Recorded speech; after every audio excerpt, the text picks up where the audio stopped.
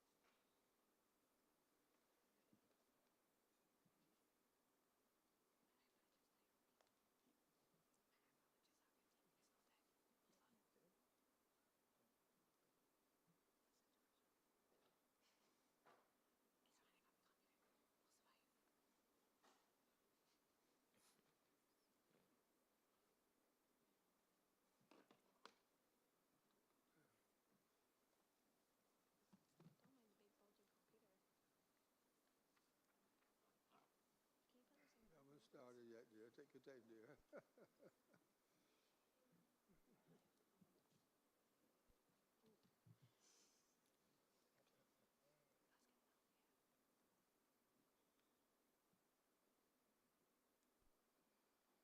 But the channel you're waiting on a signal. So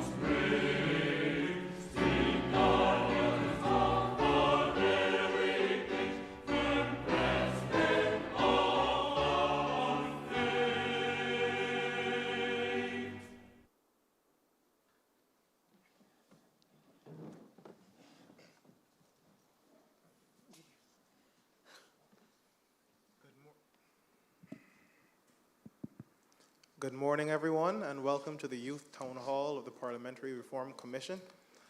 My name is William Chandler. I'm going to be the chairman today. The chairman of the commission is Sir Richard Cheltenham. The deputy chairman of the commission is Sir Roy Trotman. The other members of the commission are Her Excellency Ambassador H. Elizabeth Thompson, the former Minister of Foreign Affairs, Ms. Maxine McLean, Dr. Richard Ishmael, world-renowned cardiologist, and happy belated Heart Day to everyone. And to my left, Mr. Corey Beckles, attorney at law. On our panel today, we have Ms. Tia Adena Bell Oli, Barbadian Olympian, Ms. Nangi Bradshaw, sixth form student of the Lodge School, Mr. Tahir Bulbulia, youth advocate, and a recent member of the panel for Down to Brass Tacks, some of our favorite radio programs. Mr. Dante Harvey, member of the Youth Parliament of Barbados, and Ms. Shawani Hunt, student of the Barbados Community College, and someone I've heard on the radio a few times, and I really appreciate her contributions. Before we start today, the chairman of the commission would like to make a few words. Mr. Chairman, fellow Commissioner William Chandler Jr., other members of the Parliamentary Reform Commission, ladies and gentlemen, boys and girls, good morning. For me, it is always a delight to be able to address young people. I've had a long career in public life. I joined the Barbados Labour Party when I was 16, and I used to attend debates of the House of Assembly as a teenager. I first ran for political office when I was months short of age 29. And my experience teaches me that youth is not a barrier to public service. Tomorrow belongs to you, the young people of this country. The issues of today are the ones you will inherit. You must reach out enthusiastically to receive the baton which will be passed to you shortly.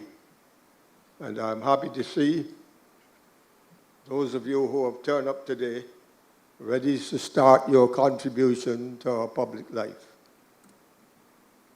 I grew up in the colonial era and was an adult when we moved towards an independent monarchy in 1966.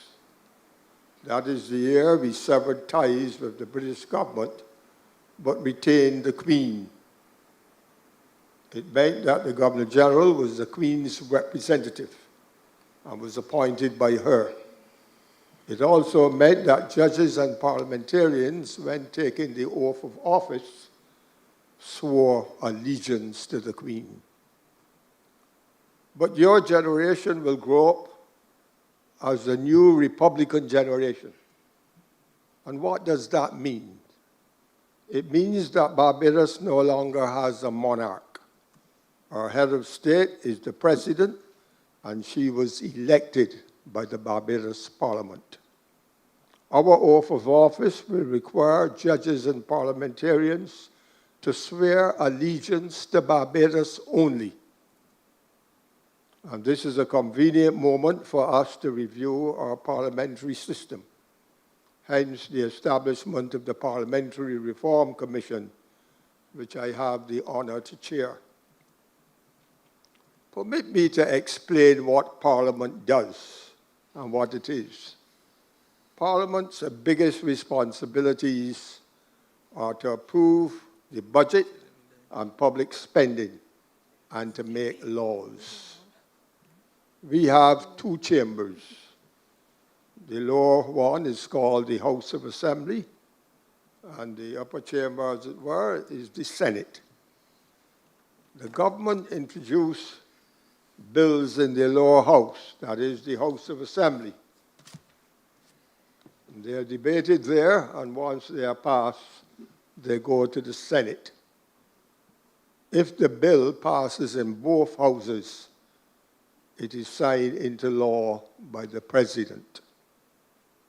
Now, Republican status has prompted us to review our entire system of government and the Constitution and ask ourselves what needs to be kept, what needs to be changed, and what needs to be modified.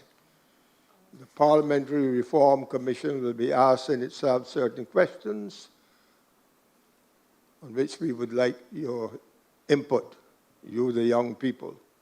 And some of these questions include, should we have two houses of Parliament going forward, or only one?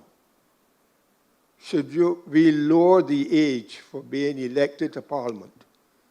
Right now, you can vote at 18, but must be 21 years old to serve in the House or Senate. Should we include the youth as an interest group to be represented in the Senate? These are just a few of the many questions which fall to be determined by the Parliamentary Reform Commission at this stage. And with these brief remarks, just let me say that I look forward to hearing the contribution of the young people. Get ahead. Thank you.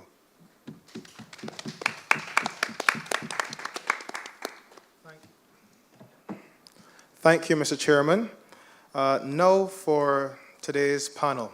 First of all, let me say that everyone can relax, say what you want to say, have a good time, and just share your views, right? So the first panelist is Ms. Shawani Hunt, student of the Barbados Community College. I asked her to open the batting today because we all know how well-spoken she is and the views that she has been able to say already on the radio.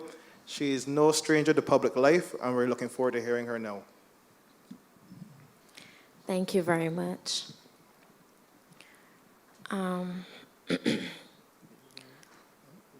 When I was asked to sit on this panel, one of the things I did was talk to other young people.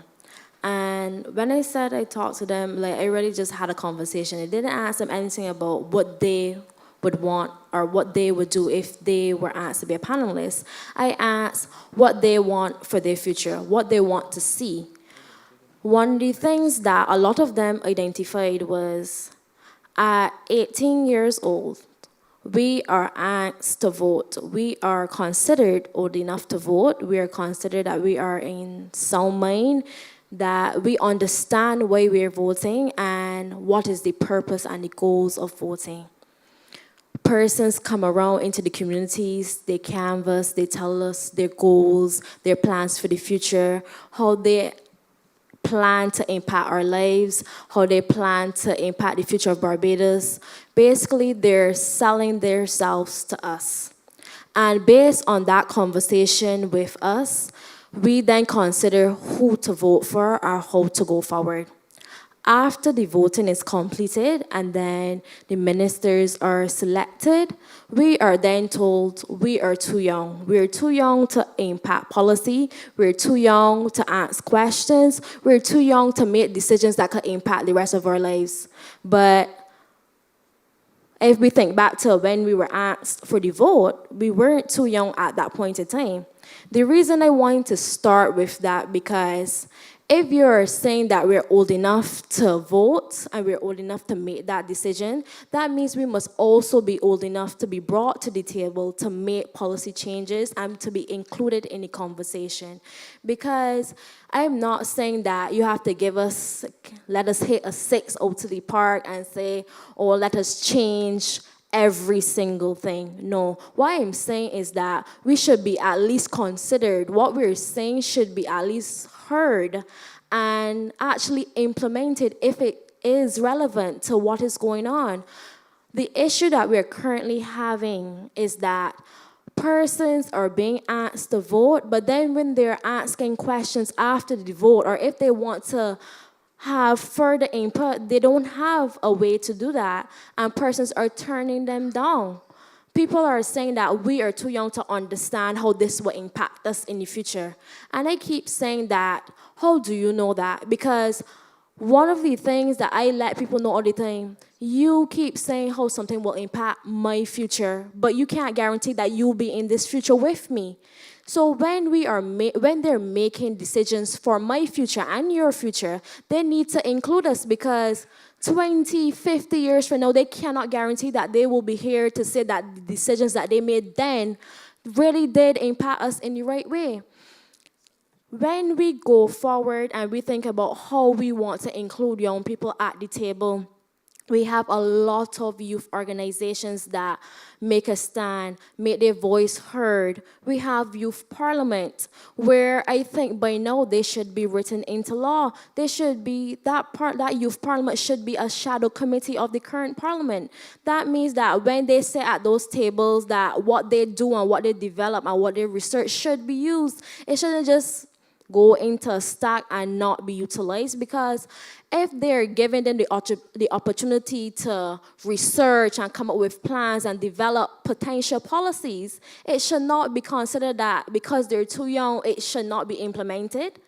I feel that going forward, we really need to take a stern look at how we consider our young people's opinions, because we can't just say that they're too young and they need more development, they need to spend more time in school, they don't have enough experience. Why don't we have enough experience? We had enough experience when you asked me to vote for you. We had enough experience when you were selling me the proposal that I should be elected because this is the plan that I have to go forward. You asked me my opinion about those plans. You asked me how I interpreted those plans. Furthermore, you may even have asked me to contribute to your plans.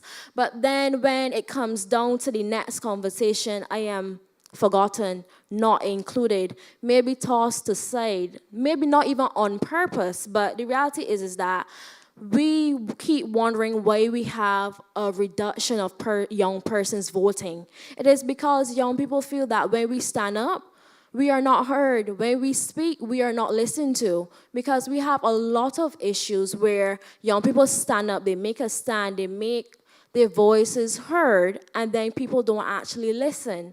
We are usually looked down upon because maybe how we're dressed, maybe how we speak, maybe where we come from, but persons don't really consider us as having something impactful to say. They may put us on a board, they may put us on a panel, but sometimes we always wonder what is the outcome.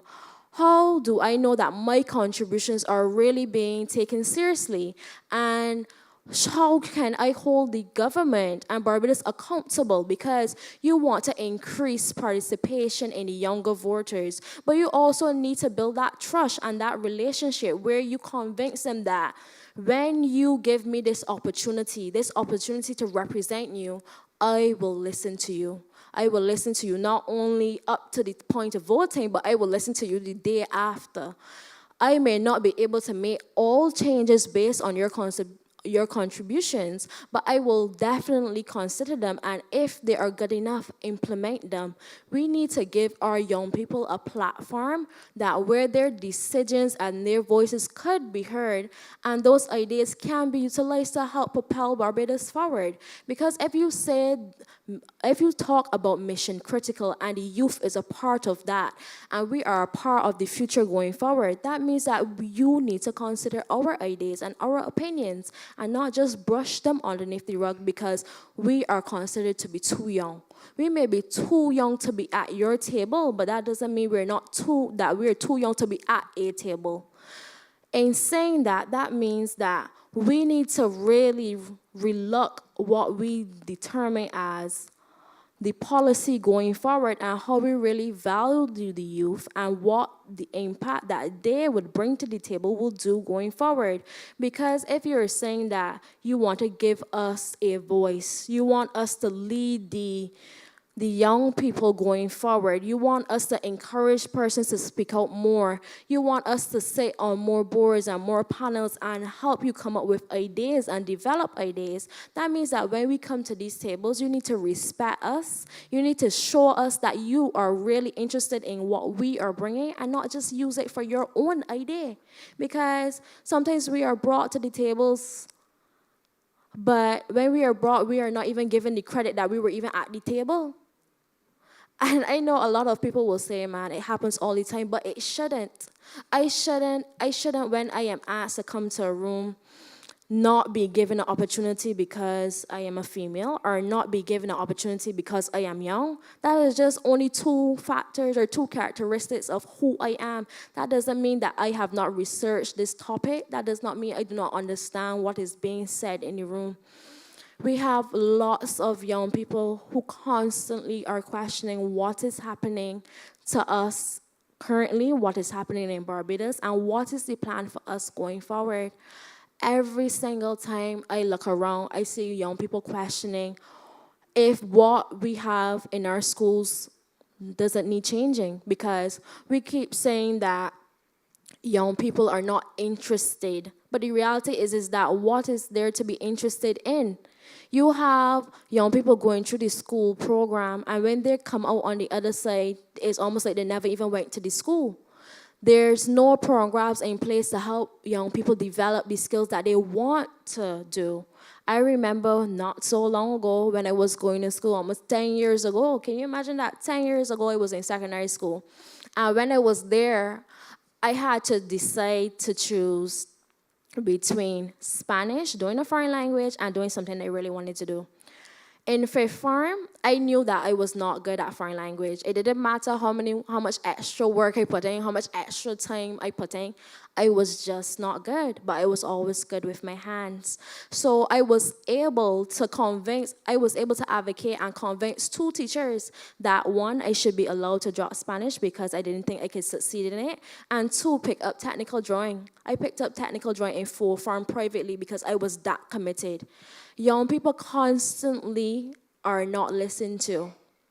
And I knew that what I really wanted to do, and I knew my capabilities. The reason I share that story is because the school system was set up in a way that I had to do a foreign language, not because I was good or I had good marks, but because that was the requirement at my school.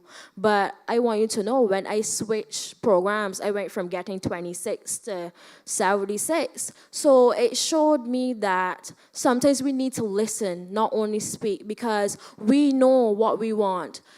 We have a lot of young people being forced into classes that they don't want to do, not because they're tired of school, because they're generally not interested in doing that program. I'm not saying that every single person should have the right to choose which programs they can go into.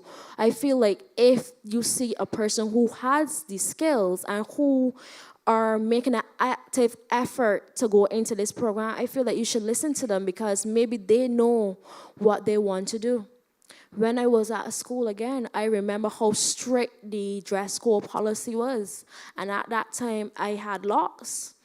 And I had such a difficult time at school where I was questioned constantly about if my hair was at extensions, about how elaborate my hair was.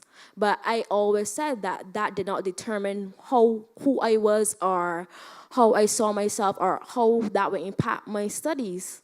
I'm saying that to say that a lot of things that they focus on that is considered to be the rules are not really the rules. And we shouldn't spend so much focus on. We should refocus and listen to what our young people are saying. So what I'm really asking persons to do today is, if we are thinking that persons at 18 are old enough to vote, that means they should also be old enough to make and help create policy changes for the future. Thank you very much.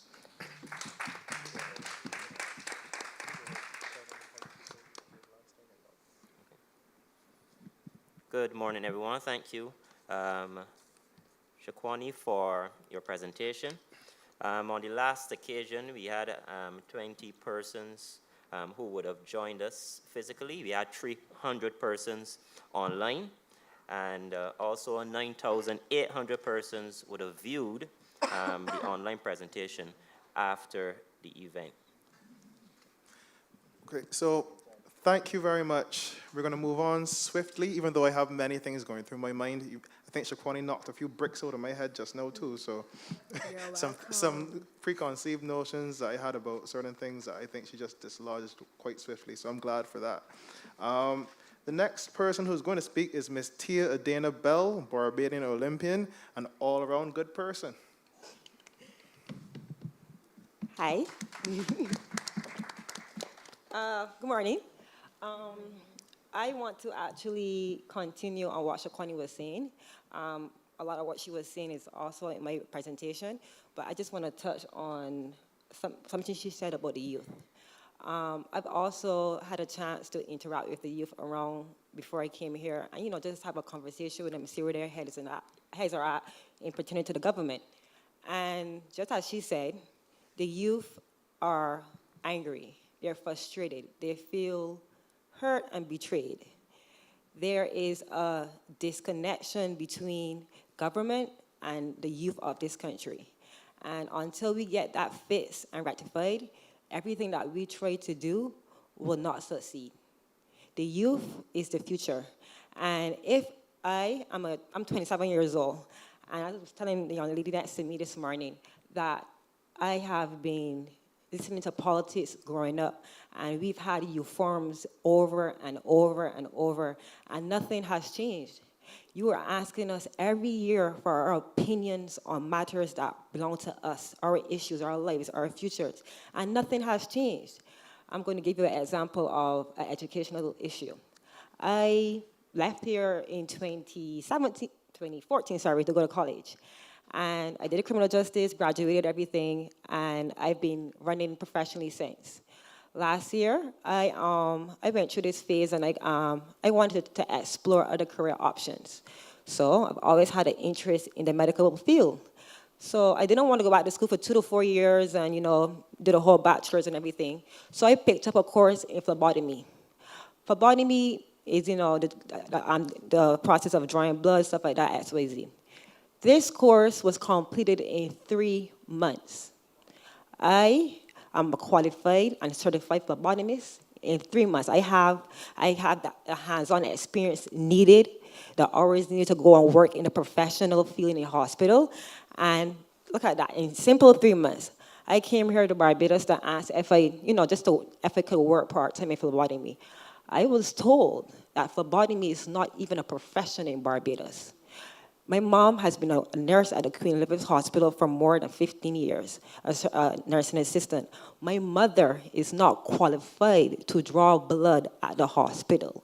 We have positions and careers, and they have not evolved.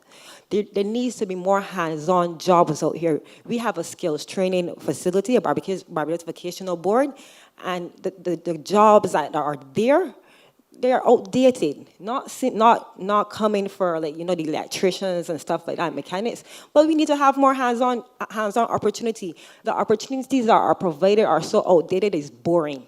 And I'm going to be frank, this is exactly how the youth are putting it. It's boring. There's no mental stimulation, there's no challenge given to the youth to go out there and do something. It's everything has been the same black and white stuff, everything has been a box for so long, and there's no color, there's no vibrant, there's no chance for the youth to use their mind and excel. It's part of my speech somewhere, and I was saying there's this thing that we did in school called a school-to-prison pipeline in the criminal justice system. Basically, in America, there's this thing when they took away the rights of the teachers and have the children, the authority of the teachers, and have the police more involved in it. And the issue that we have with it is that they took the children and they went straight into the prison system. Right now, we have a similar pipeline, I just like to refer to it. We have a school-to-pregnancy pipeline, a school-to-block pipeline, and the kids end up back in prison. When we finish school at 16, some of these kids are lucky enough to go back to school at 18 years old, up to 18 years old if they're lucky. But when we become 18, there's a whole world out there, and there's nothing to do. There is no challenge for the kids. And then when you come and you talk to the adults and everything, is always this talk about, well, I had to do it this way, so you gotta go through it this way. And I think that this is a problem that the youth have with the older generation. No one is like, if they decided that the older generation, they worked so hard and they had these steps and they went through everything. They expect that we are supposed to go through that the same way. And the reality of it needs to change. This generation is extremely rebellious. Extremely rebellious. They do not care what everyone has to say anymore. they're saying that the adults are asking to be respected, but we are not respecting them, their views, their points, nothing. And it's causing the youth to shun away from politics. It's causing the youth to shun away from wanting to be involved because they think that is the government against them. And it has caused this survival mode in the youth to just, you know what, let me go and do what God do, because at the end of the day, nobody ain't checking for me. And the reality of it, right, is that when you listen to these kids on the block and on the street and hear them talk and what excites them, is crazy that there has been no change yet. Like, even our parliamentary representative, let me close my laptop, sorry. I'm saying, right, I'm not going to point any fingers or call their names, but I'm giving an example. The Minister of Sports, Youth and Community. Why is it that we have a minister that is supposed to be over us, but he's not involved in us? I'm not calling out saying he's doing a bad job or anything, but I feel like he should be more interactive with the youth. If you are for me, I want to see you, I want to meet you, I want to, hear your background, your experience. I want to relate to you as a person. All the issue is that we cannot relate to these authorities, We want that. Okay, so like, all right, you come up, putting pastor, there's a football game that we have in the community, and he's there and he's seeing what's going on. I could come up to you and not feel ashamed or embarrassed on what I'm trying to say, and you could hear, because in the reality of it, these people are not there every day. They're not experiencing what we are experiencing. They're not seeing what is going on, and nobody is listening. Nobody is going out and trying. Sorry. Nobody is going out. Nobody's listening. Nobody is taking what we are saying into consideration. We know what's best. We know what we want. We know what is best for us. As the old people always say, nobody could tell you what's best for you but you. Simple. And I feel like we both need, and I'm not being disrespectful or anything, but I do feel like we do need both adults that have the experience, and we need the kids that have the idea. It needs to be a symbiotic relationship on what is going to happen and what is going to go forward in the future. Thank you. Thank you, Tia. Just for those online who are maybe curious about the line of argument, remember that a major part of the parliamentary system is actually funding the services that government provides, right?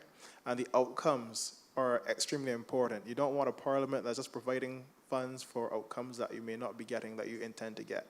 So when you listen to the youth and they're saying certain things, they're speaking right now about the outcomes, and they want a better relationship between what they're supposed to be getting and what they're actually getting, and they want to have an improvement in the condition that Parliament is actually supposed to be paying for in the first place, right?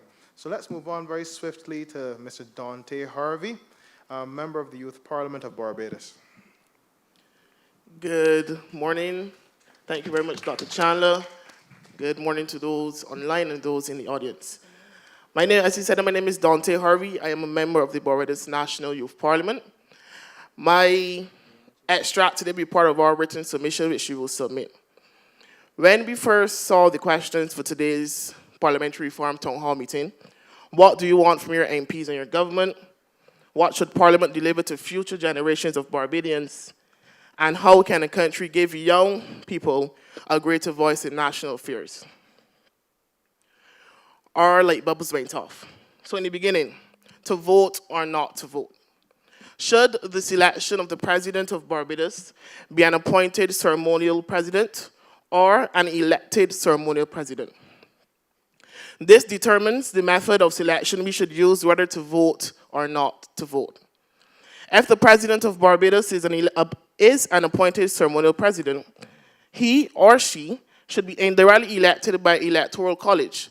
This college comprises all of the members of the Lower House, the Senate, and both speakers of the chambers, and must gain the majority vote among the college. However, if he or she is an elected ceremonial president, then we must exercise our democracy and have the people of this country vote. The acting president of Barbados or the vice president of Barbados should be appointed by the Electoral College, removing the current notion that the dean of the Anglican Church shall be the acting president of Barbados.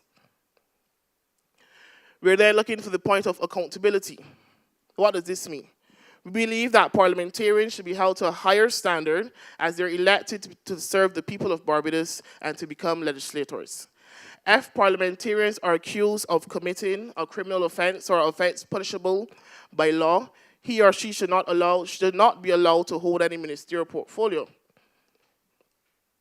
The parliamentarian should be stripped of said ministerial portfolio until the case is finished. If found guilty, he or she should be excused from being a member of parliament and a by-election is called. If found not guilty, the parliamentarian should remain as an MP and the decision on their position in cabinet will be left in the hands of the Prime Minister. Mentorship.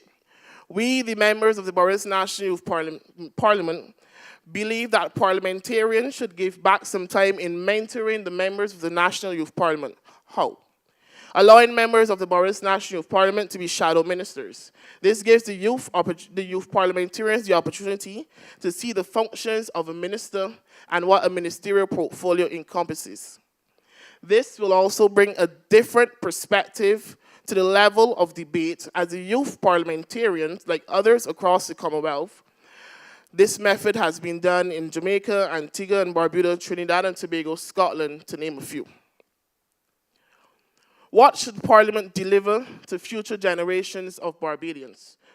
We believe three simple things. Sustainability. That Barbados is viewed and recognized internationally, globally, as a business, trade, fit economy that gives the SIDS, small island developing state. In addition, that is viable for entrepreneurs and business owners and other areas of self-sufficiency, given our limited natural resources and current growing importation bills, expenditure, and reliance. Stability. Maintaining the integrity of our dollar value so that it is not devalued and possibly increased or augmented. Improving trade and e-commerce.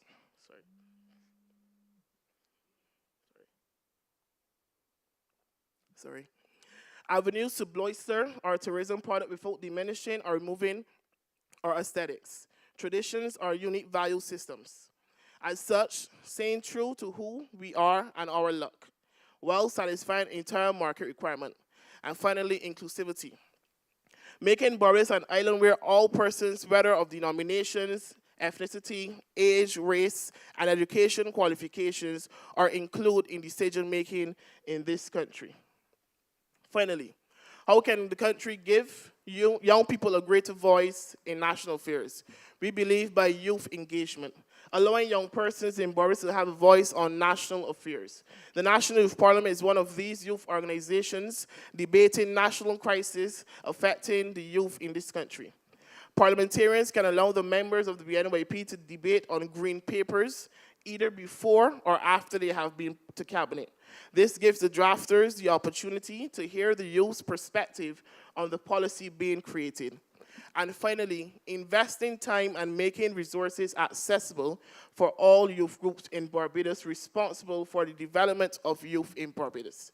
These youth groups are not only the Barbados National Youth Parliament, they can range from the Barbados Youth Development Council, as they're one of the main arms of youth development in this country, and giving them the necessary space to grow and become greater versions of themselves.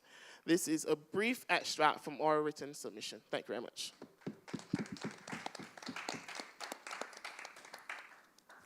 Thank you, Dante.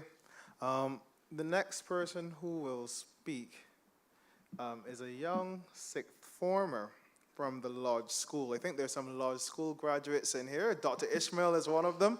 And I think this is the end of Founders Week for Lodge School, isn't it? It is. So congratulations to Lodge School. I think there's a Lodge School teacher in here as well. So I think Lodge School is well represented. Ms. Nangi Bradshaw, sixth form student of the Lodge School. It is unfortunate that in the midst of global turmoil with respect to youth in crisis, Barbados finds itself at a point where embracing youth people and youthful leadership is clearly still beyond its imagination. These are the words used by our very own Prime Minister Mia Amor Motley when Khalil Koftiwala was rejected for being a senator at his age. How can we talk about bringing the youth, including the youth, and wanted to hear the opinions. When someone so passionate, so into it, and ready to spread the words of the youth, spread everything we want, was rejected because of his age. This, ladies and gentlemen, is a prime example of a mindset that has been embedded into our society for years and has only caused damage. A child should be seen and not heard. A child should take a child's place. But what is a child's place? In this country right now, we currently see a child as an accessory, something that should be forced into this, something that you decide what you want to do. This child has no opinion for itself. This child has no answer for its child. This child has no thoughts, no mindset. What it has to say is disregarded. That is constantly what we are seeing in this forum. I'm not only here as a Lodge student, I'm here as Vice President of the Lodge School Student Council, and we have so much to say. We have so much. We constantly speak out. We are in National Student Council, talking about problems, trying to solve problems with our own school, but we are not being heard. The same thing is, as we've already heard here, we've heard the same thing happening with Youth Parliament. Although it has a multitude of amazing talents and skilled youths, it's still massively underheard by official Parliament members.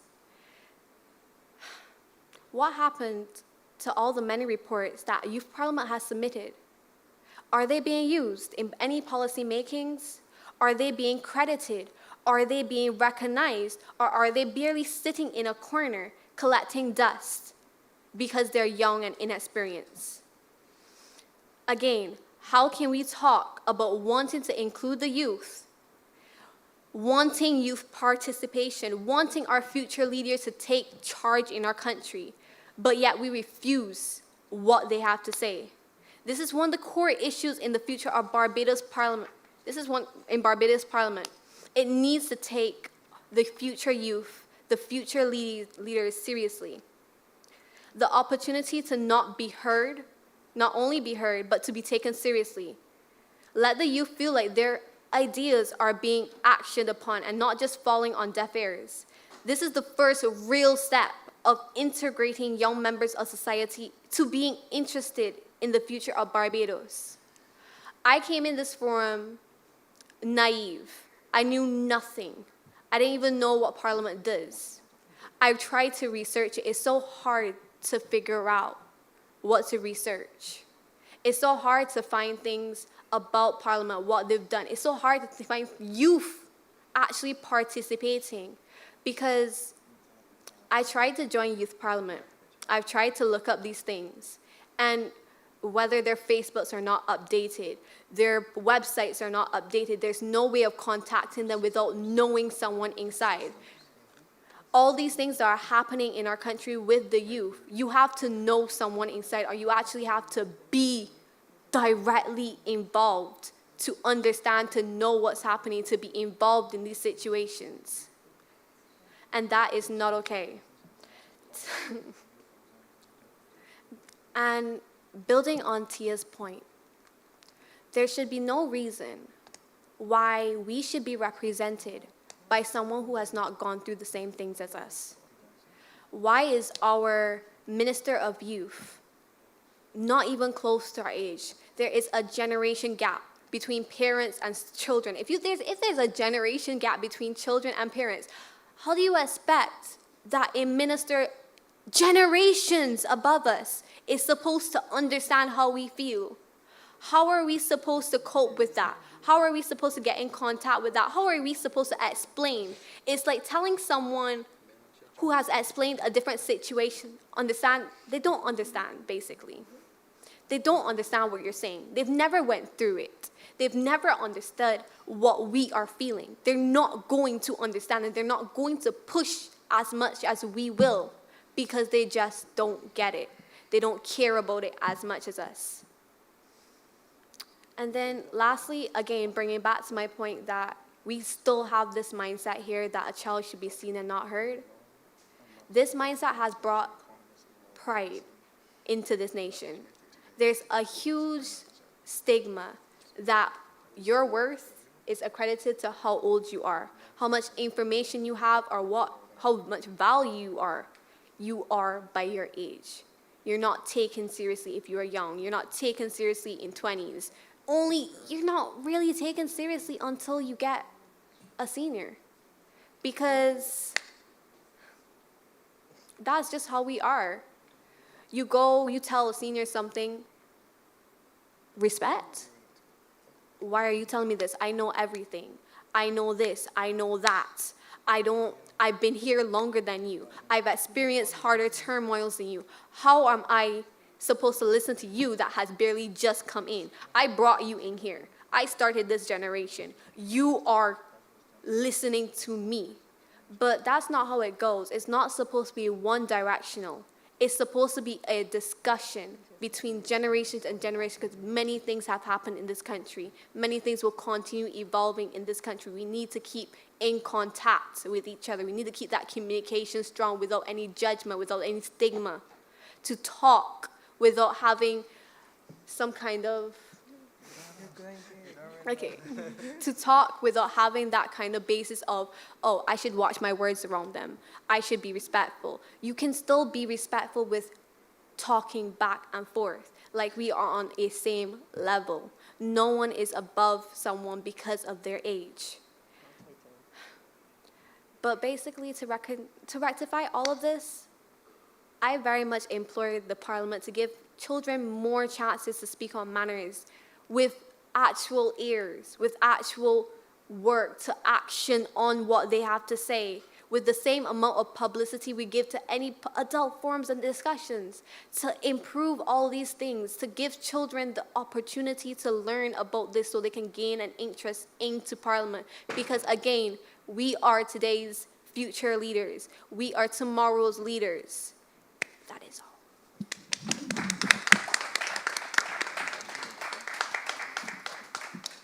Thank you very much. It is hot outside and also hot in here.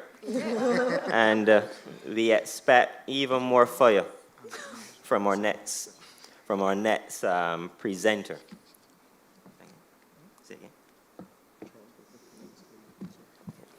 Right, at this time I want to acknowledge the presence of the Minister of Youth and Sports, Mr. Charles Griffith. Thank you, sir, for joining us. I want to read just a few comments from persons who are online. One of the questions, what type of systems do we have operating to ensure the youth remain productive? What type of systems do we have operating to ensure the youth remain productive? That's one question. There's also another comment. Persons want to see more young persons on national commissions. And we also, there was a comment from someone as it relates to, I believe this was when Shawani was speaking.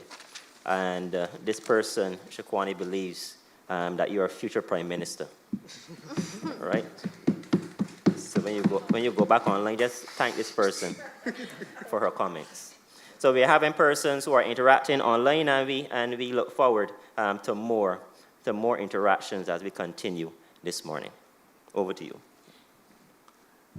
Rest assured that the members of the panel will get a chance to speak again, but the last presentation from the panelists comes from Mr. Tahir Bulbulia, youth advocate, and a moderator on Down the Brass Stacks, who's ready and raring to go.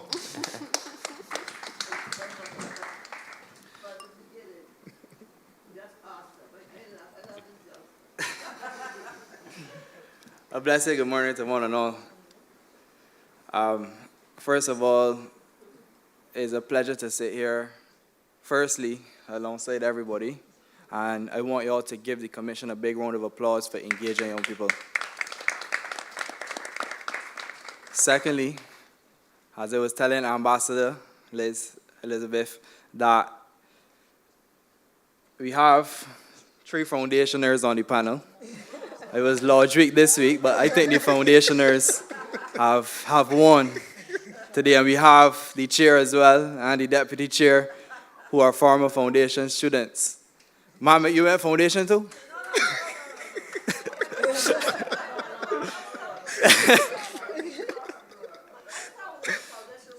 No, no worries. No, you have to. And I believe there's some other foundation. And as Dr. Chandler is mentioning, the Clerk of Parliament who sits on the commission as well. But let me get serious now. Let me get down to brass tacks if that's what you all want.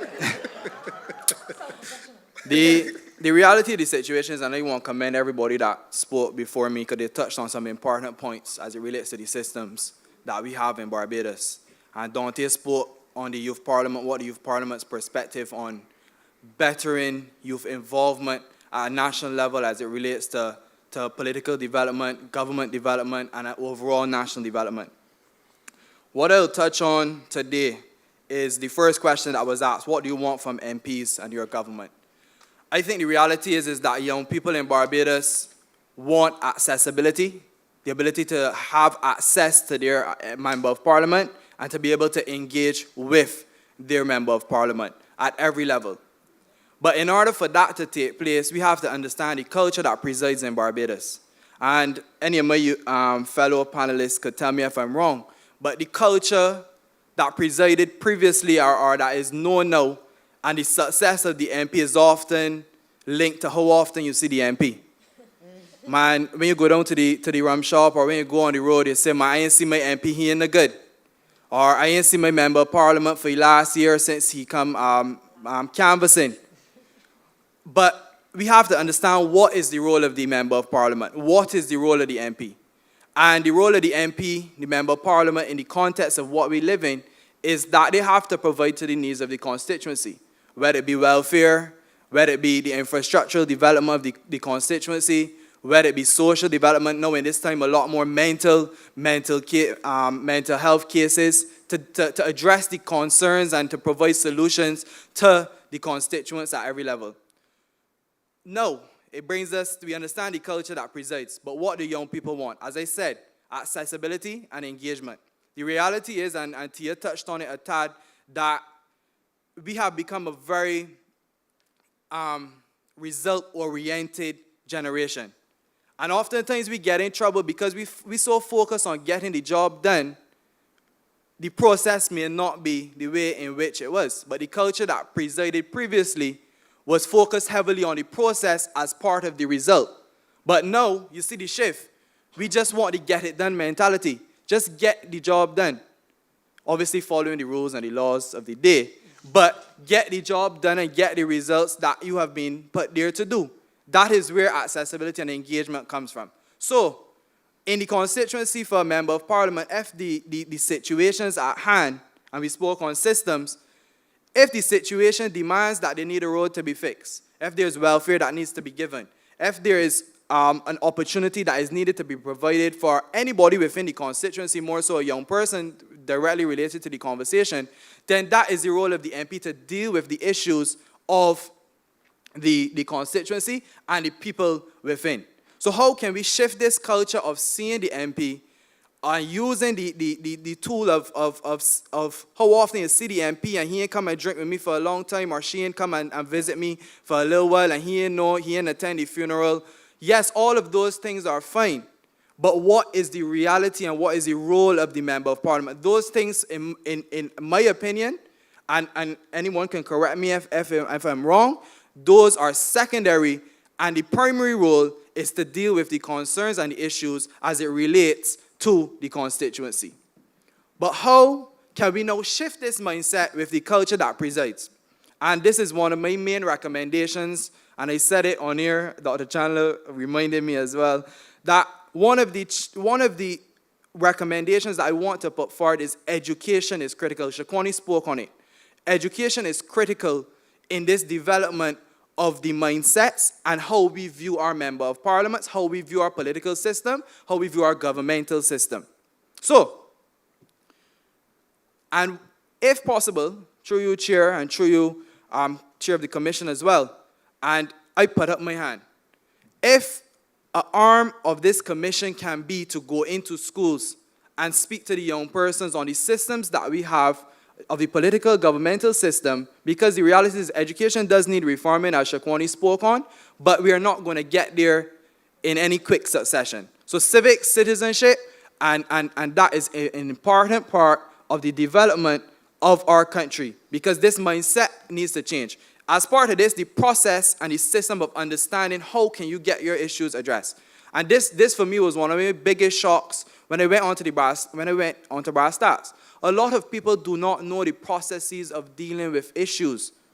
So how can we address this, one, as a commission, two, as young people, and three, moving forward into a transformative Barbados that we all want to see?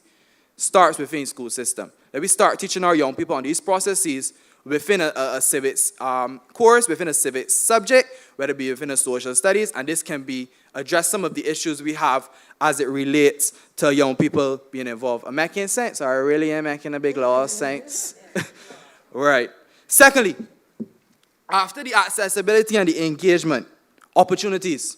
So once you have the access to the MP and you engage with the Member of Parliament, opportunities can flow, or should flow. But the reality is, and I often tell young people, is that nobody owes us anything. I know often people they say we feel like we're the entitled generation. Yes, there's a sense of entitlement, and there's a sense of fastness. We want it now. Everything is no. But the reality is we have to put in the work and grow. Opportunities.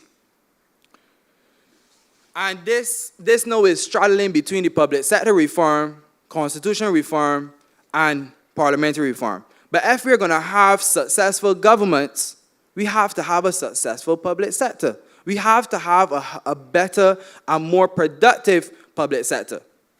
The reality is, and Senator McLean, she spoke on it eloquently at Leicester Vaughan, and he took her point, that we have a high level of productivity in Barbados, but there needs to be improvements within the systems that we have within our public sector. And if we look at the systems, and I was trying to get some data, I don't know if my colleague or Corey can speak to it, but what is the average age of a person within the public sector? We have a very aged public sector. And then the young people are not coming in. I work within it, and I see it. The hierarchy system within our public sector affects the development and the productivity of the government, naturally, because they're interconnected. So how can we do this?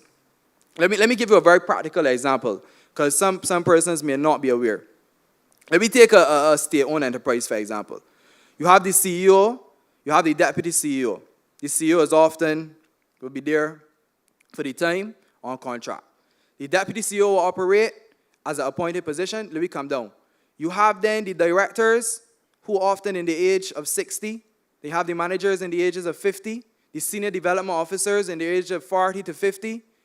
And then you have the research officers or natural development officers who are in the 30s, 40s, 50s, depending. And then the hierarchy system of going up is then, when that director goes on, the manager naturally flows up to the director position. When the manager moves up to the director position, who goes up? So the chain is so long that as a 23-year-old, 24-year-old coming into the system, how long will it take me to get to that directorship position? So that brings me to the point at hand. Opportunities are needed within the public sector for our young people to come out. We have an education system we're a highly qualified education system, but the opportunities have not been forthwith, and we need some more young people within our public sector, which can then, in essence, build the government. I'm not saying get rid of the older generations, because it has to be intergenerational dialogue. I am the person in the middle. I do not believe in, they say, throw away all the old people, bring in all the young people. No, that is not going to ever work in any society or any system. There needs to be that experience mixed with that enthusiasm, with that innovation, with that energy, and experience will grow from there. I'm making sense? I really am making a big law, saints. When I can tell me, you know. Right. Youth on boards, as it relates to young people serving on boards as well. And this is linking to the opportunities. If you have young people serving on the boards within our country, this can go a long way as it relates to engagement. But it cannot be solely dependent on political affiliations or, yes, I'll leave it there. Political affiliations. We need younger persons who are in, man, say talk, you talk. That's another program, Dr. Chandler. That's on another station, sir. But for this program, right. No, it has to be young persons who are invested in the development of Barbados and the interest within the development of Barbados. Oftentimes, we get politically clouded, politically affiliated, and we need to bridge that gap and focus on the national issues and national development and what's better for Barbados and what's better for our country and what's better for young people. So that's opportunities. As it relates to the Senate, I was dabbling in my mind as to which route to go. I'm of the belief and the recommendation that we need 3 persons under the age of 30 serving within the Senate. I am fine with how our parliamentary, our lower house works, our election system, our elective system. I am perfectly fine with that. Have the political parties, the independence groups operate in the election. I do not feel that the elective process needs to change. But as it relates to the Senate, I think there needs to be some amendments to the Senate. I have not come, in my mind, I will be real, I have not materialized it as to how best it can work, but for the purposes of this morning, I believe 3 young persons under the age of 30 can sit in the Senate. And how can these be appointed? 1, by the government, by the sitting government, 2, by the opposition, and 3, as appointed by the President of Barbados. Those 3, failure to have an opposition, we can have, 3, 1 appointed by the government of the day, 2 by the opposition, and 3 by the president. That's correct? Right. Yeah, that's it.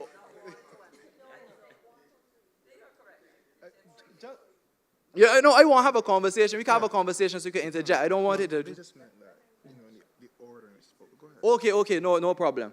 Failure to have an opposition, the second person can be appointed by the president as well. So so today, for example, we don't have an opposition due to how the process went.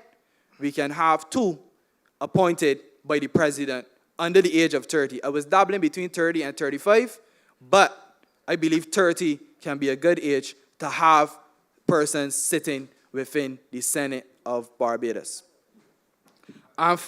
Yes, sir. Pardon? And if there's an opposition, 1 person.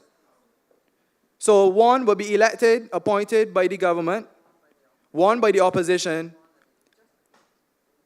and then 1 by the president of the day. If there's no opposition, 2 will then be appointed by the president, 1 from the government. We good? That's clear? And finally, the reality is that a lot of persons mention that youth are the leaders of tomorrow. I take a different stance. We got to start preparing for today. In a tomorrow in promise, we have to see ourselves as leaders of today, and we have to put in the work to go forward and for the development of Barbados. As I said earlier, we have to put the political affiliations aside and focus on the development of Barbados. Barbados is in an interesting place, and we have the ability to chart this path. And these commissions are important for the development of Barbados, but I find oftentimes we get clouded with that political thing, and politics is fine. The political jargon is fine. Political affiliations is fine. But at some point in time, there needs to be a drawing in the sand of national issues where we put that aside and we focus on what is critical for the development of Barbados. So with that, I thank you and I look forward for any questions. Thank you so much, Tahir. Usually, wherever I go, I am literally the youngest person in the room, but not today, so I really appreciate it. This part now is interactive. Feel free to come up to the mic and have your say. I know there's 1 person who already indicated earlier that she wanted to speak. She can come up to the mic if she so chooses. You still want to speak? Yes? You can come to the mic. Okay. In the meantime, let me also let you know that we're still taking contributions from online. You can submit your questions from online. And if there are any young people in here who want to speak, and there are some young people in here who have their hands up and some speaking to the teachers, etc., you can feel free to come to the mic. I also went to hear mentioned education, and Shawani mentioned education, Tia mentioned education, Nangi mentioned education, Dante mentioned education. It kept coming to my mind. I mean, it brought me back to a tutorial I went to when I was at University of West Indies, Cave Hill, where I had this habit of walking from every tutorial. You only had to go to one tutorial, you used to go to all. And You was a model student. I was, I didn't used to go to tutorials. well, there's a person I know from Harrison College who called me nerdy. And if a Harrisonian is calling you nerdy, you know that something is wrong. But the lecturer kept asking people at the tutorials, what are the 14 principles or pillars of liberal democracy? And one of those pillars is actually education, political education, right? Which is to a large extent lacking in Barbados, as we've heard from the panelists here. So going forward, as part of the parliamentary system, we're going to have to think about political education because it is literally a part of the system. We already have civics coming back into schools, so we're going to have to think about that. But let me not take up the show. Ma'am, would you please say your name and then you can ask a question. My name is Corinne Louetta Bentham. I have worked at Parliament, and as you can see, I'm not very young. So I have worked many different places, and the Parliament job was the best. I mean, that's the best job that I have had. In my opinion, the best job was a reporter at Parliament. I learned so much, and it was very interesting. A reporter at Parliament, what you do is you record everything that the politician says. So you have to have a broad knowledge or get it very fast of all the things that each politician does to record that, and then that is, well, edited and recorded and put in the journal. Anyway, what I have been toying with for a long time is the expense of governments. And it would be, you know, whether it's a republic or monarchy, all governments needs money. They never have enough money. And they have to borrow to do infrastructural work. They have to, because they have the water, the light, everything they're responsible for. I'm going to get to the young people too late. So anyway, I came up with this concept. If every working person gives the government a gift of $1 a month from their, sorry? Oh, one, okay, I came up with a concept that if every working person gives the government a gift of $1 a month, I mean, you pay your taxes and all that, but that's not enough. They never have enough money to do all the things, especially all the things that you people need to do and that you people want done. And that would go a long way.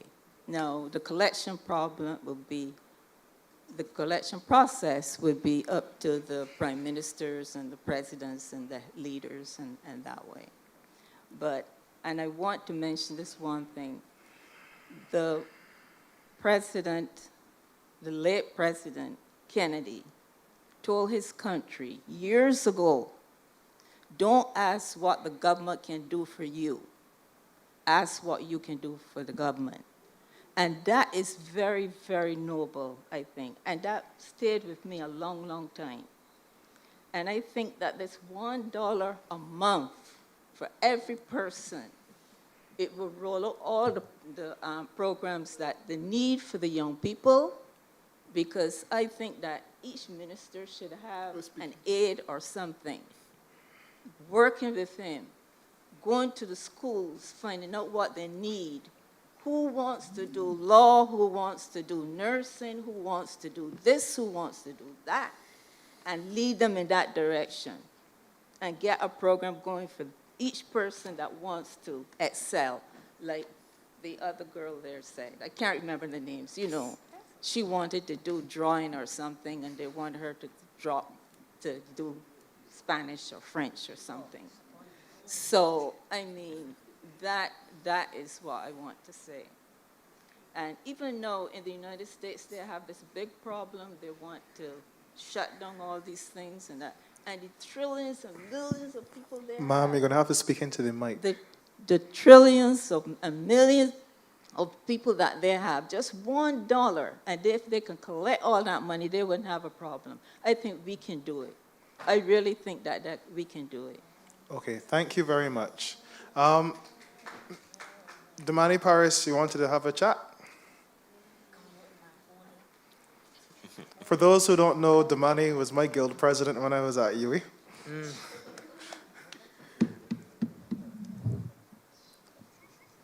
Greetings to you, Chair Dr. Chanda. Always lovely to see you. Good morning to members of the panel. I just wanted to make a very brief comment, a comment, not a question, as it relates to the question as it relates to the future of the Barbados Parliament. My concern is and continues to be with the diversion that is occurring between the amount of work that is necessary for us to accomplish as a nation and the number of people that we have to do it. There has been a lot of discussion, particularly as it relates to how we approach Parliament and in the future. There has been a lot of discussion about the expense of ministers, how much they cost, what it costs to run government, what the processes of government and so on. But my challenge remains that we live in an environment where the world is becoming ever more complex. The world of today is far more complex than it was in the 1990s, than it was in the 2000s when I was at school, than it was in the 2010s. We live in a world where knowledge doubles now. I believe every 6 years is the UN statistic. You have, as a minister, to be responsible for the implementation and the management of a set of policies that every time you look at it, the policy docket is thicker and thicker and thicker. Your externalities, the external demands on your time are more and greater. The amount of effort it takes to represent Barbados on the international stage, ever increasing. My concern, as we have this conversation about parliamentary reform, is that we do not recognize that that is our trend. That the minister with the same 24 hours in his day is being asked to accomplish more with less and less capacity to do so and less availability of that time. And we are asking for us, and this was discussed at the Leicester Vaughan conversation, we are asking whether or not there is a conversation to be had about us having ministers separated from Parliament. And I think that we have to have that conversation seriously, because we live in an environment where this very commission is an example of enterprise in democracy that we have not seen in Barbados regularly. We do not usually have an extensive amount of interaction with the legislative authorities. We do not usually have a significant amount of interaction with the government about the things that we are trying to change.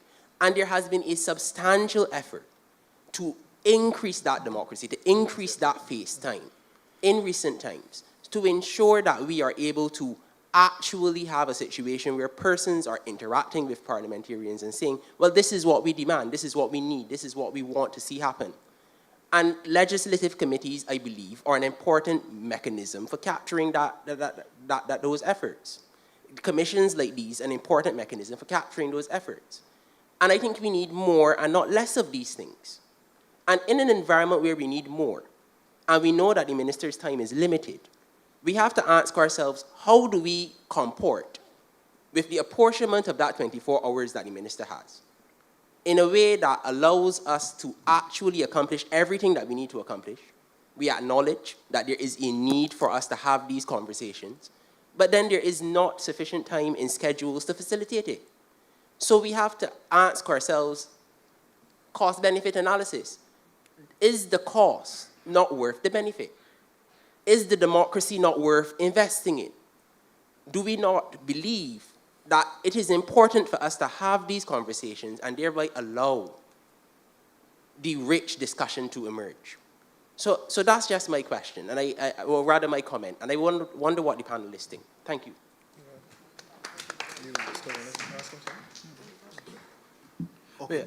The money, I just have a question. And you can come back if you so desire. Apart from the commissions and setting up from the commissions, what are some other strategies you see as part of this transforming the system that is needed? I know you got the answer. I know you got the answer because you made the comments with a specific reason. So what is your suggestion? What I believe we have to do is to accept that if we have, and because we have, to engage in a society where, for example, health and education and such other discussions have to happen, it is all right that one has a ministry with responsibility for these things. It's fine and dandy. But the ministry is responsible for running the activities of that situation day to day. I have to make sure that the school is open, that the roof isn't leaking. That's the daily activity. But when it comes to the perspective of how can I receive feedback about what is the long-term education strategy, what is the education agenda, and so on, those situations are best handled by commissions and legislative committees. And that may require that the legislative committee that discusses those things be separate from the person who is implementing the daily activity that legislative committee has identified as the long-term strategy. So you have your long-term strategy that has to be come up with by one set of persons, but then you have the daily executive management of that activity. And the role of the minister then? The role of the minister will remain the executive role. But Executive role in what sense? executive role in terms of managing the day-to-day. The minister So I thought your point that you were making was that the ministry, meaning the ministry, the service, public sector deals with the day-to-day, headed by the minister? Headed by the minister. And they have commissions to deal with the long-term development of the country. That's what I'm proposing. So have one on sports, have one on health, have one on education. So that we can have a richer discussion and a capacity to, at the same time that we are trying to do today, view what we are trying to do in the future and put that perspective in place. That's really the content of my suggestion. Okay, understood. You know, one of the interesting things about that is that at least one act in Barbados, the Education Act, ironically, has that structure in it already, where there's a National Advisory Commission on Education legislated in the act. So it's not a far-fetched to have that replicated throughout the ministries. Personally, I think the Education Act is one of the best written pieces of legislation in Barbados. As Ambassador Thompson is coming to the mic, let me also let the audience know that I've invited the members of the panel to ask questions and comment on the various presentations being made. The illustrious Ambassador Thompson is at the mic and ready to go. Illustrious because I'm white, wearing white, so it's easy to be seen. Thank you, William. Good morning, everyone. Good morning. I want to start by really saying a huge thank you to the panel. I know there's going to be a formal vote of thanks later, but I have to tell you that when I called all of the members of the panel, or each of them, to ask them to participate in this exercise, they all readily agreed. And I have to tell you, after hearing you, that I cannot help but feel that the future of Barbados is in great hands. Thank you. I mean, you are all so articulate and passionate and forceful, and it was really lovely to hear you, even though I disagreed. Just teasing. I wanted to ask a couple questions, please, because you will appreciate that. We really want to take a record of what you are saying, so I need to probe some of the points that you made in order to be able to, write up a report, get the recommendations clear, and therefore I have some specific comments and some specific questions.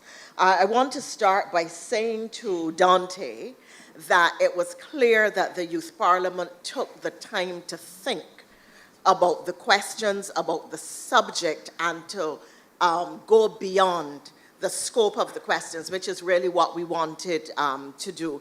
So we look forward to receiving your written submissions. I would say to the other members as well that since many of you are part of youth organizations, that if you could persuade your organizations to make a written submission, which would then augment the comments that you made, because I think that you all spoke, except for Dante, perhaps in your own right, and therefore that would be particularly useful for us.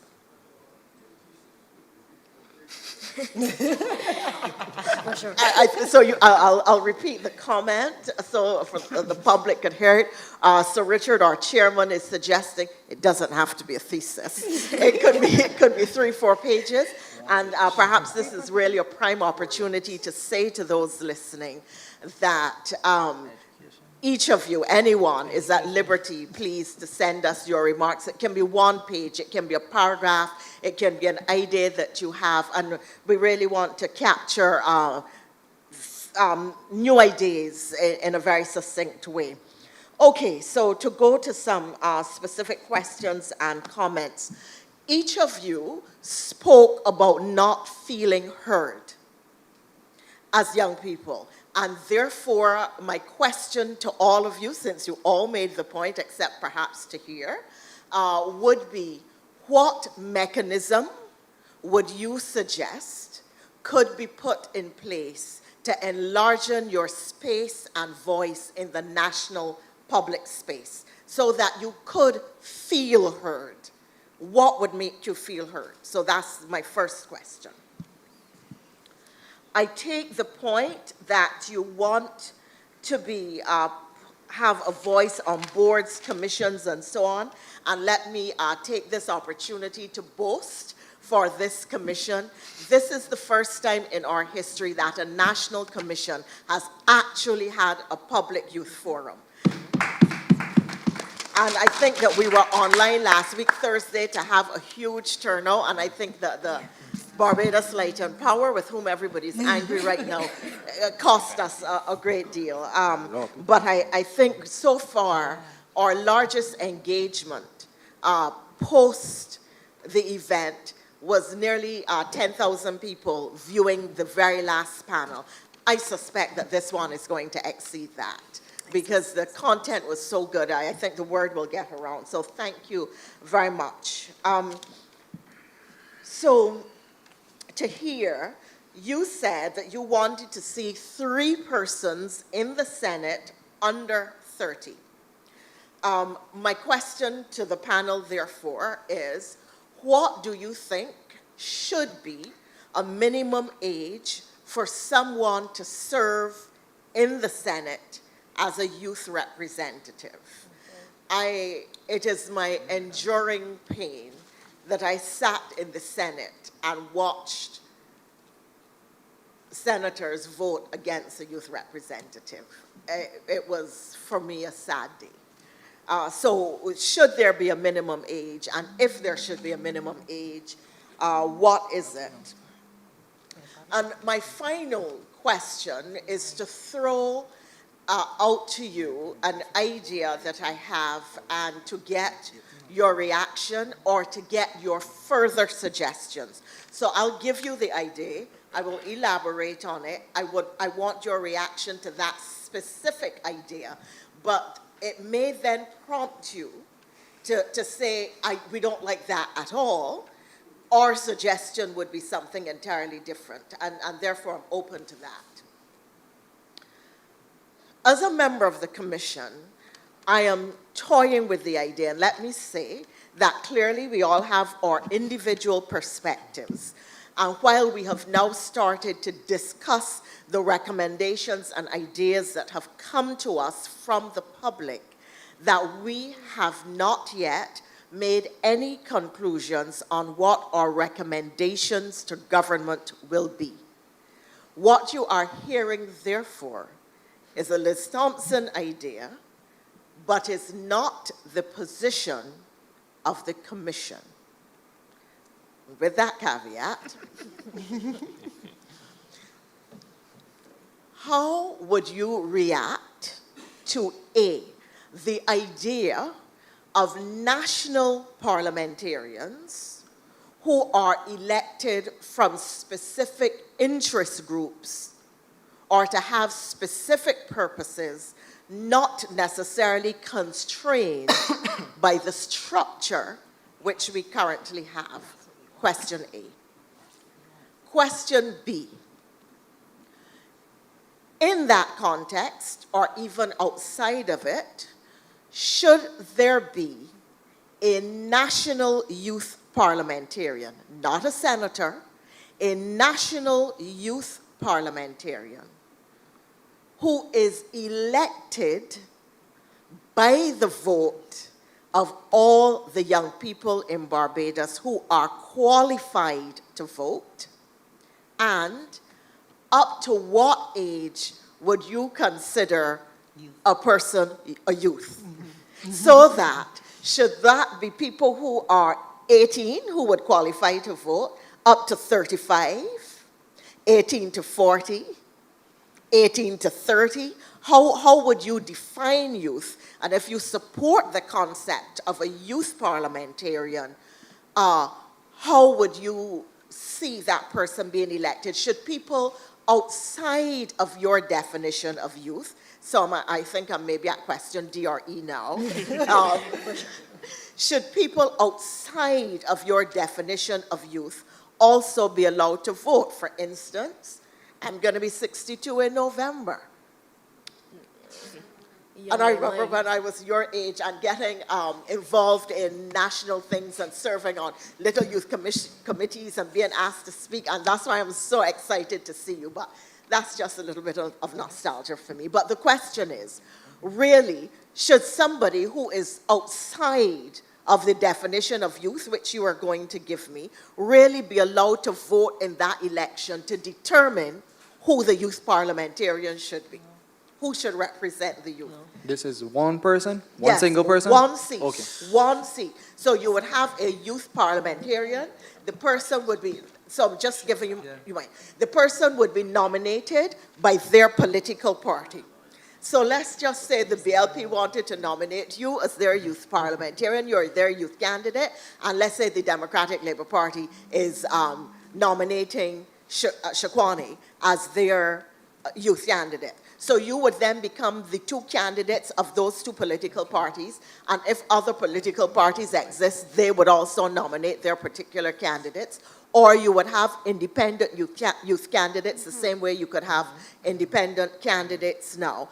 And then all of those persons would be the youth candidate for, or the candidate for youth parliamentarian. And then the young people, if you say only young people should vote, those persons would be voted for, and whoever gets the most votes would automatically become the national youth MP. That's the concept I'm running with in my head. So I wanted your reaction to those issues, please. I'm going to hold the microphone so that if I have to probe a little further to engage you on the issues, I hope you wouldn't mind. And I'm not going to hog the show because clearly there are people here who may want to speak.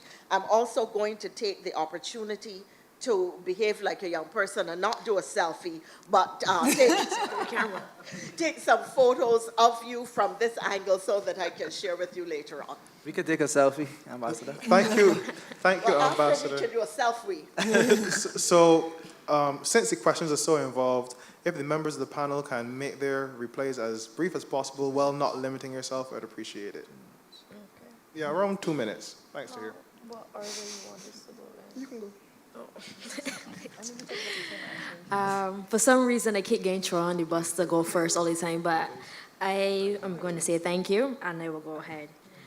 The first question that the ambassador asked was about what would make young people feel heard.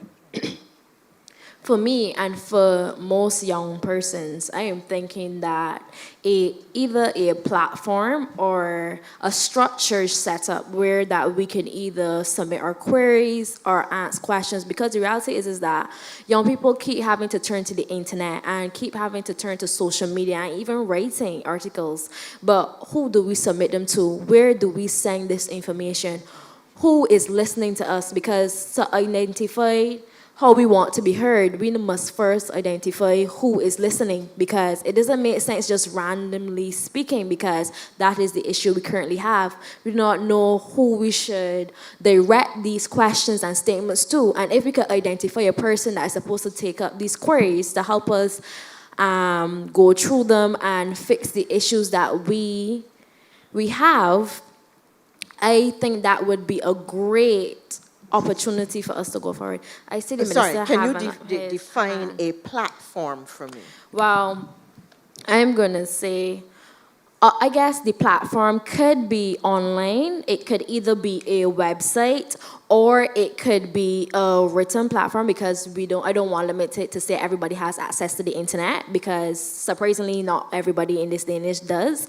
But if you create a web page where persons could submit either video, written, or even an audio file where they want to submit their issues, where the issues could be debated, they have the option to submit them publicly or privately, and then young persons have an opportunity to participate in it.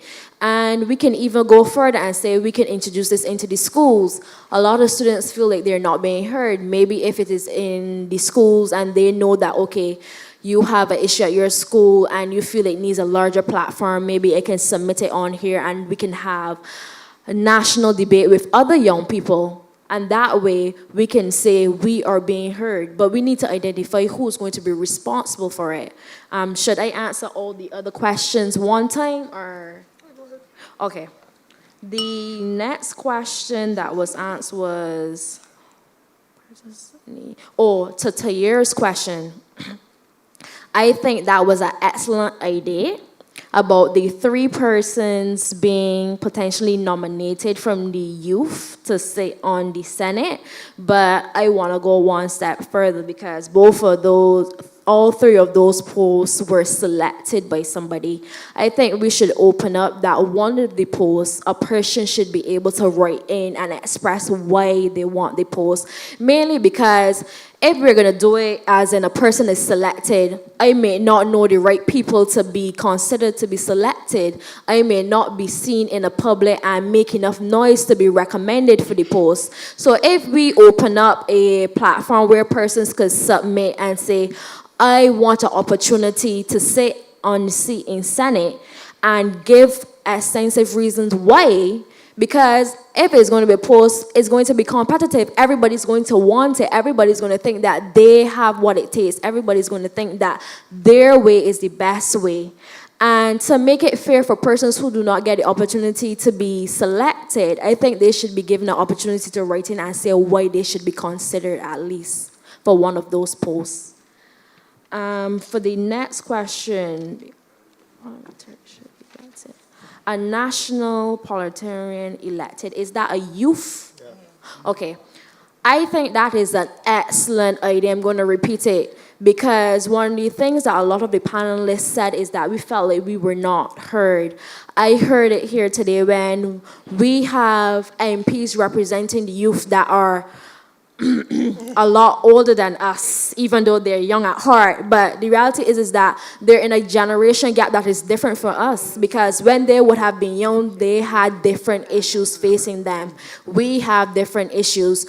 How many young people 50 years ago could say that they experienced COVID-19 pandemic, they experienced a volcano eruption? Like, we experience so much hardships in this generation alone. Persons cannot even compete with what we feel and how we were put in positions where we had to attend school online. So the reality is that I think that she was right. We need a younger person as the Minister of Youth. And if the national parliamentarian position would be recommended for as a young person's post, I think that is a good step forward. If the government can consider this, this would be an excellent show of their listening and we were heard.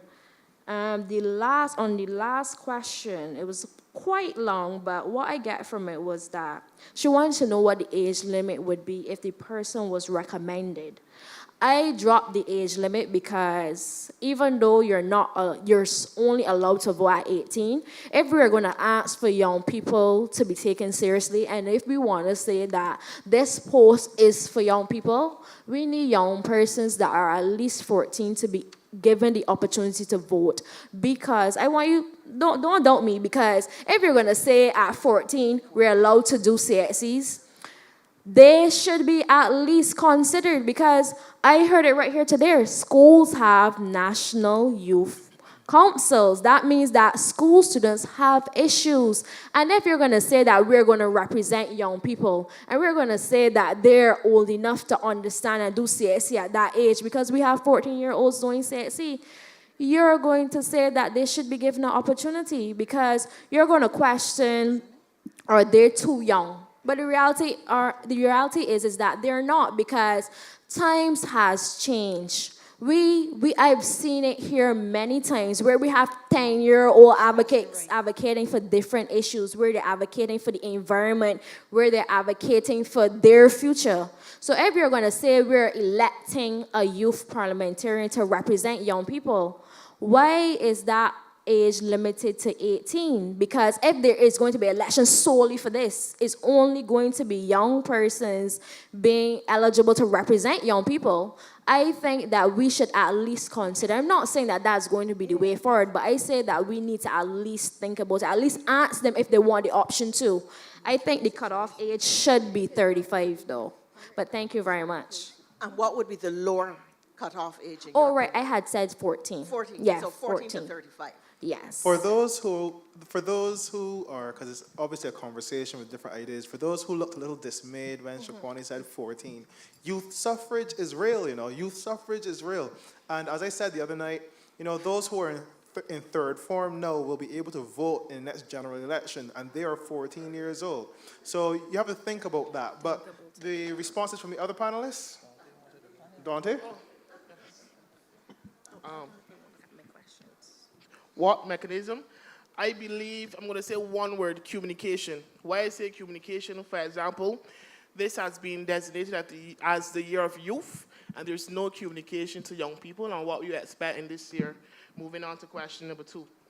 What should be the minimum age for a person to sit in the Senate as a youth representative? 23. We age out from the National Youth Parliament at the age 23, so we believe that if you're able to have national discussions on things affecting this country in youth parliament to 23, you should be able to progress to the Senate to have further discussion and to be able to be one of the persons making and helping pass the laws in this country. Question number... Sorry, I'm not clear what you're saying. It's 21. It's 21 now. For what? You're talking about aging out, but I don't... No, aging out from the National Youth Parliament, we age out at age 23. Right, and therefore you're saying that... The age for the question number 2 where it asks... the cutoff age the cutoff to be age. considered young is 23? No, for the... No. This is for the question of... He's speaking on the transition. Right. So he wants a system from the Barbados Youth Parliament at 23 to then transfer to the Senate, the opportunity to go to the Senate. You could go to But it's at 21. The age to get into the Senate or to Right, be so I elected was is using 21. 23 because 21 seemed to be the problem with Mr. Khalil. No, it was 18. 18, They sorry. wanted to change my the... apologies, yeah. Right, so I'm asking for it to go up to 23. As once you see mature in the National Youth Parliament, it won't really be a problem really to be considered to be able to have discussion in the Senate. Are you saying that you want a mechanism for transitioning from the Yes. youth parliament to Yes. the national parliament? Yes, please. No, all right. That's what I'm saying. But yes. So I'm saying yes, please. Yes, please. Okay. Apologies for not being as clear. No, that's as okay. possible. Question 2 had 2 parts because it had the part where they were asking us about Tahir's perspective, where a person, the 3-person that could be selected, and then the other part about what we thought the age limit should be cut off, could start from going into Senate. So I think that's where some confusion was when a person was saying that might not be in question 2. But yeah, that was part question 2 too. Go ahead. Continue, sorry. Question 3, how many? I agree with the idea that ambassadors put forth the National Youth Parliamentarian being elected by the groups. Should the National Youth Parliamentarian who is elected by the vote of young people? Yes. If you are going to be speaking on the views of the youth, you should be elected by those young persons. And I believe the age should be 16 to 35. I believe that that is the age for the Commonwealth, subject to correction. And I do not believe persons outside that age bracket should be allowed to vote. Why? You have your general elections, let the young people have their time to shine, let the young people have their campaign, let them put forward their policy, their manifesto to the other young people to see that this person is equipped and ready for the job as National Youth Parliamentarian in the House. Dante, let me ask you this question, though. Those outside the age bracket, in terms of the older folk, do you think that there is something to be said that where a young person is running to represent young people, it would still be good to see where that young person can capture the attention of the older people, because at the end of the day, the younger person starts to go into a body to speak to older people who will have various ideas and views? Yeah, but I don't think you need to vote. That's what I'm saying. But I need you to tell me why. Why not? Because then it becomes a general election in the sense. Like, the voice of the young electorate has gone through the door because my mommy at her age can say, no, my son ain't ready. You understand? Well, my peers believe that is the man that I want to represent me. So I believe if you are 35 and a month, your chance gone. So let's stick between 16 and 35 for the voting of the young people. You will have your chance the next 5 years when it comes from to a general election. Tahir, before you speak, please, I'm assuming William will give you the floor next. I have a further question to ask you on your 3 senators' suggestion. 2 questions, actually. If you accept the idea of a national youth MP, would you still want to see 3 youth senators as well? That's 1. And 2, why should you have 3 youth senators for the smallest cohort of the electorate? Why should you have 3 representatives? You understand my point? Yeah, okay. All right, just on your first point, I think the age, I'm in agreement of the age, you can vote from 18. So I believe that the age should be dropped to 18 as it relates to the Senate. That's my position as it relates to the Senate, as well as the elective process. Your recommendation as it relates to the interest groups, I'm not in agreement of interest groups for the elective process. But that's why I was making the point that I didn't get my thoughts around for the Senate. I think the Senate can have focus on interest groups specifically. But how are you defining interest groups? That's what I'm telling you. Right, no, that's the point I was going to get to now. Because I haven't thought it through. But my line of thinking is that you have areas of national significance. Naturally, you will have specific areas that Barbados focuses on. But as I said, I don't want to speak on it publicly as yet. I will write that in. That will be my submission. Okay. That will be because I haven't thought it through fully. I was trying to get it for today, but I really haven't gotten there yet mentally. So I'll write that in to you, and we can have a conversation separate to that. But the interest groups forming within the Senate. But as it relates to the process and the system, I'll submit that. I thought your recommendation as a national youth parliamentarian is very innovative, very, very creative. But I have some questions. Would that be a part of the general election? Yes. Okay. The way I vision it, yes. Okay. But there would be a youth campaign. Yes. So whoever the youth candidate is, the youth candidates are, Yeah. would have their own campaign. Yes. But it would be integrated as part of a general election campaign. And naturally, the the youth parliamentarians' manifesto, quote unquote, will fit into the party's manifesto that they are purporting for youth. Well, I can't say yes. No, I don't know what the DLP would do. No, but one would assume Ambassador, that we're if not a going on the political party- lines.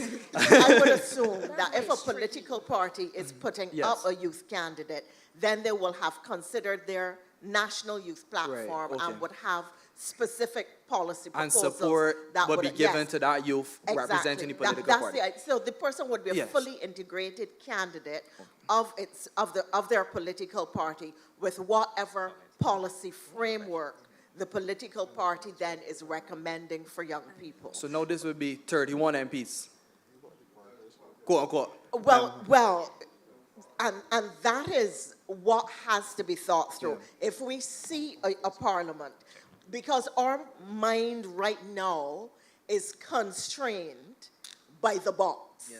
The box tells you there are 30 constituencies and therefore 30 parliamentarians. If you step outside of the box, then you can create, and this is what to me is exciting about this process, that you can have a completely new platform and structure, not tied to constituencies, geographical constituencies, because clearly young people would be a constituency. That allows us to do different things and really truly enlarge the democracy by giving greater voice to different cohorts in different ways. So I'm just playing with the concept.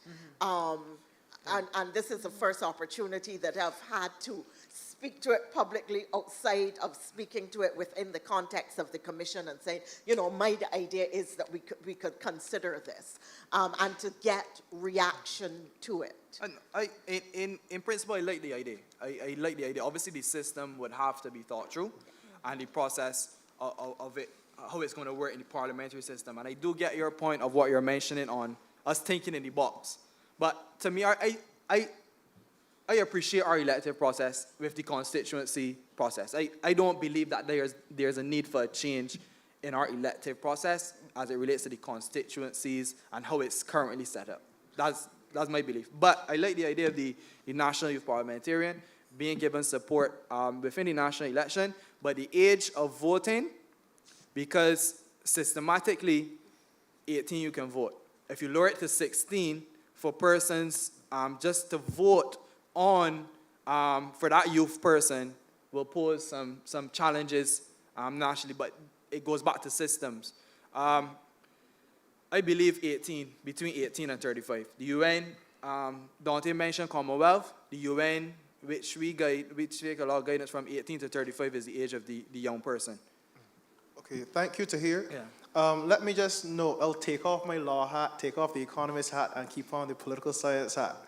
You know, I've thought about this a little bit, and statistically speaking, the youth are such a large constituency that if you were doing it on statistics, they would have 2 seats, right? So that's something to consider. But in relation now to youth suffrage, so 16-year-olds being able to vote for a youth parliamentarian, one of the questions that was asked me when I finished my undergraduate dissertation was, what needs to change in terms of liberal democracy, or what is missing? And in terms of Barbados, we are missing rites of passage, right? So being able to drive is a rite of passage for many people, right? So it may be that having youth suffrage introduced for being able to elect a youth parliamentarian is another stepping stone towards full adult suffrage when you get at 18 years old. So just to think about that. Tia, do you want to go? Ask me one other question. Okay, Tahir, go ahead. On the Senate, I think the 3 can remain, along with the one national youth parliamentarian. So 3 within the Senate under the age of 30. So no, but 4 will be in the 4th person will sit in the lower house. Yeah, but you would still have 4 representatives I overall think, as the smallest cohort of the electorate. I support 3 and 1. I support that too. Well, the smallest cohort of the electorate is the largest cohort of the future. So, Yeah. you know, you think about it that way, Ambassador. But Yeah. Tia, you want to go ahead? So I have, my brain is rambling right now. Okay, the first question you was talking about, how would you feel heard? I would like everyone's opinions on, we could have these platforms created that we can go and send an email, a video, and stuff like that. But my question towards that is, how is that any different from things that have been happening now? Like, how is me sending an email, let's say, to the MP? How do I know that that message has been received? There's been instances in the past where people have reached out, sent letters, communicated to the government, XYZ, this and that, and nothing has changed. What is going to be the deciding factor? What is it that sets these platforms above everything else? Like, how will we be heard? I don't think me sending an email to the minister or MP or whatever the case may be is enough. So you want to know what mechanism you can put in place to make sure that whatever's being put forward is actually entertained and debated and because considered. I feel like we've been doing that part for too many years in too many situations. I feel like something else needs to be another step needs to be taken to move forward. I feel like I should have a conversation, an actual conversation with ministers, with my MP.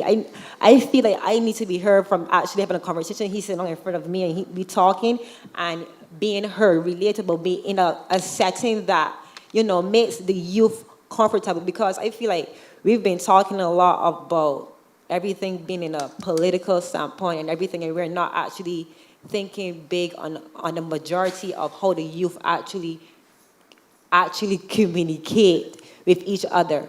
Like, yes, we have Instagram, Facebook, and everything, whatever the case may be. But how many of the youth are actually go on Facebook and say what they have to say to the minister and actually feel heard? Because, don't get me wrong, we're going to say what we have to say, but is it actually going to be taken into consideration? No. Like, if I post something on Instagram and I post a message on Facebook and I send it, that's what I'm trying to get to. So I am saying, like, I feel like we need to actually have more face-to-face. I don't want to say town halls or panels, because when the youth hear these words, it scares them away. Because it's coming off like, oh, we've been having a town hall and panels for years and nothing has changed, so I really want to go down the road and listen to these people. I feel like the whole, what's the word I'm looking for? Like, we need to... Whole like concept? Right, thank you. The whole concept, everything needs to be restructured in a way that it actually brings the youth forward to want to have a conversation with the MP about everything that is happening. Because as I say, we've been sending emails for years. I've been sending emails for years, making suggestions, but am I actually being really heard? So to be heard, I feel we need to actually change the whole concept of it and actually have more face-to-face interactions. I want to see maybe somebody at a football game. As I keep saying football game because that's what I like to see in my community, football game. I want to see my minister at football game and he pass and ask how the day going. And I mean, like, excuse me, sir, you know that so happened, I really think about this. And, be more community, be more interactive, connect more to us in order for, like, points to get across. The age. I would say 23. That was the question with the thing, right? The Senate. Right. I would say 23 on that. The National Youth Parliament, with the age, I actually agree with everybody saying, parliamentarian, with actually 18 and 35. I agree with that. And I also agree that it's for the young people. The other force need to mind their business in this situation. Point blank serious. It has nothing to do with them. They have passed this age, and the young people need to figure out what the young people need to do. Why not 16? We can say 16. I mean, we take, actually, Shawani said 14, right? Because we actually take CSCs at 14, well, 13, 14, because they say at 13.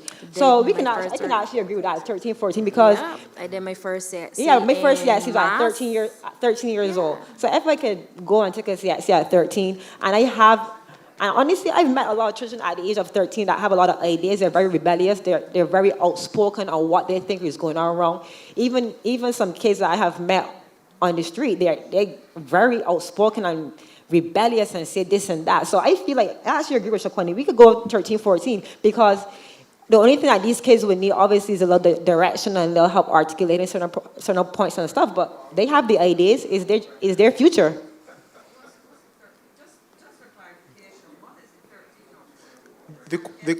The question was asked from the floor, what's behind the 13, 14? This is in relation to who would be able to vote for a youth parliamentarian. Third question. Oh, and yeah, I agree that we do need to separate the ministerial youth. That needs to be its own. Even though I don't agree that the minister should be the minister of sports, youth, and communication and community. I think it's too. That needs to be very specific.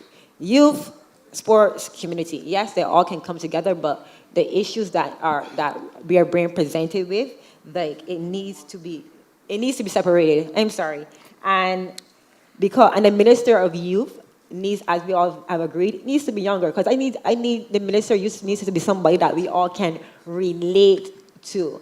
I cannot relate to a 55-year-old, 75-year-old man telling me about anything in his youth and whatever the case may be. I want to have somebody that is 35, that's 27. Let me ask you a question, Tia. Can a 55-year-old who already went through those ages relate to you at your age? No. No. Why not? Okay. I'm sorry. I should say no, yes or no. Because I always argue this point with my grandmother a lot. She thinks that because that she grew up and she experienced everything, that she knows everything. Times are changing. Let's be realistic. The times are changing. Yes, she might have experience with this, but how it's being handled right now is not the same way.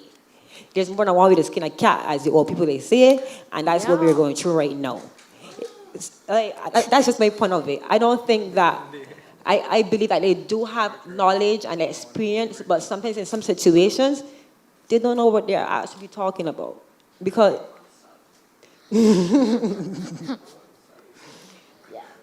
yeah, I think I asked your question. Your turn. Okay. Nangi, you ready to take the floor?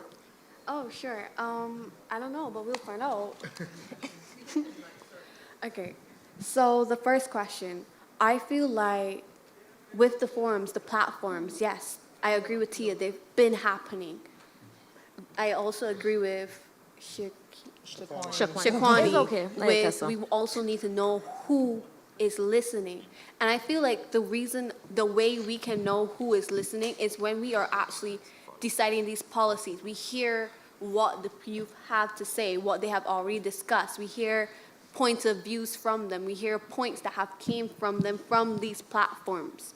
We actually consider, or we actually try to negotiate how we can interpret this into these policies just a little bit or something. That is visible change. That is visible recognition. And to the second one, the minimum age, this is for which one? This is for the persons in the Senate. The Senate, I think, should be 18. Because, like he said, if you can vote, if you have the passion for this, if you know the knowledge of this, why are you supposed to wait and see where you can go from there? Why are you holding in all these ideas, these knowledge, all these things that can benefit our country? You are allowed to vote. You should be allowed to run. And for the youth one, I think for 16 to 35.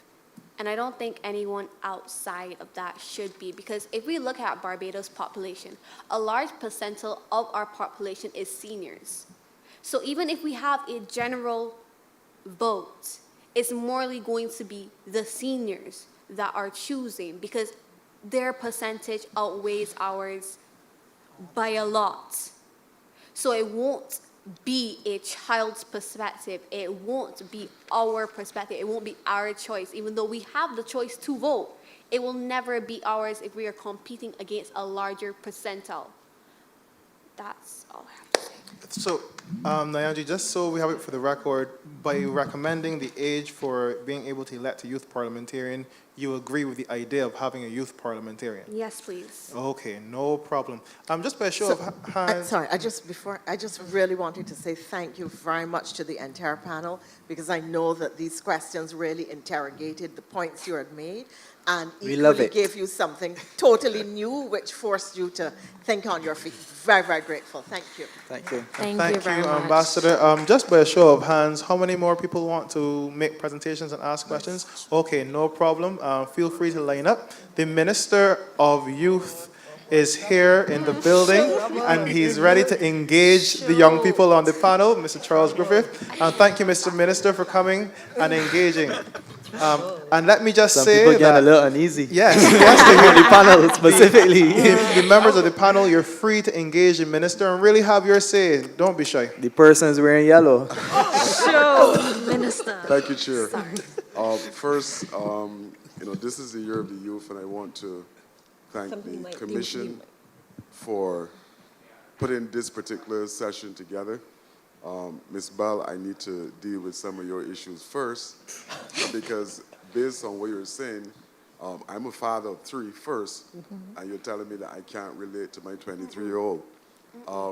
The other thing is that you have persons, including me, who would have coached basketball for more than 15 years, a young group, based on what you're saying, older persons can't relate to them. Not the case. I'm not sure what is the age of your coach. A number of things, and I came this morning because an invitation was extended to me, and I felt that I had to be here as Minister of Youth, if for no other reason, to share some information as well. We have started this year a national survey that was supposed to gather information from persons from 16 to 29. Our cutoff age at the Ministry for Youth is 29. We had to suspend the survey, but it is coming again. One of the queries was also in relation to hearing young people. In November this year, we will have a national consultation that is focused basically on hearing young people and their issues. Another question that came was in relation to young people not being accessible to MPs. Every Wednesday in my constituency, and I'm sure that this is not Wednesday, but across the board, there's a clinic, we call it clinic, where young persons are able to come and sit right in front of me and have discussions about issues that, yes ma'am. I'm so sorry. Is your constituency St. John? Yes, it is. I have never heard about this, and I'm a citizen of St. John.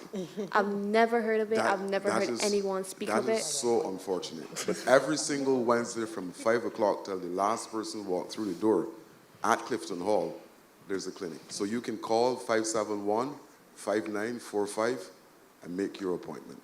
And that is the case for all of my colleagues, that we have what we call a clinic evening where we see constituents to hear their concerns, and this is in addition to walking the ground at that level. Now, government this year we have put particular focus on youth because this year was designated Year of the Youth. Yesterday, over 500 young persons were involved in that national parade that started at Kensington and climaxed right here in Queen's Park. To date, we have started a national mentorship program where young persons who are going through different stresses and want someone to guide them, we have started with 50 mentors and 50 mentees. And that is a program that is up and running. In addition to that, we have this year a national hotline that provide an opportunity for any of you on the panel who is seeing a youngster who is in distress and needs some assistance. You can call the hotline. We have MOUs with different agencies to provide counseling for those young persons. We have taken a program, we took a program into the primary school setting. Sorry, Minister, can you just give the number for the record so we can notate any persons online? That is 839-HELP. Yeah, that is the hotline. Wait, Minister, most young people got new technology phones, so they don't know what numbers correlate with help. Sorry. Those 4 numbers I would have to 4357. Yeah, I was looking for it too, Minister. Yeah, because, you know when we take back to days. So, 839. 839-4357. HELP. Yeah, 4357.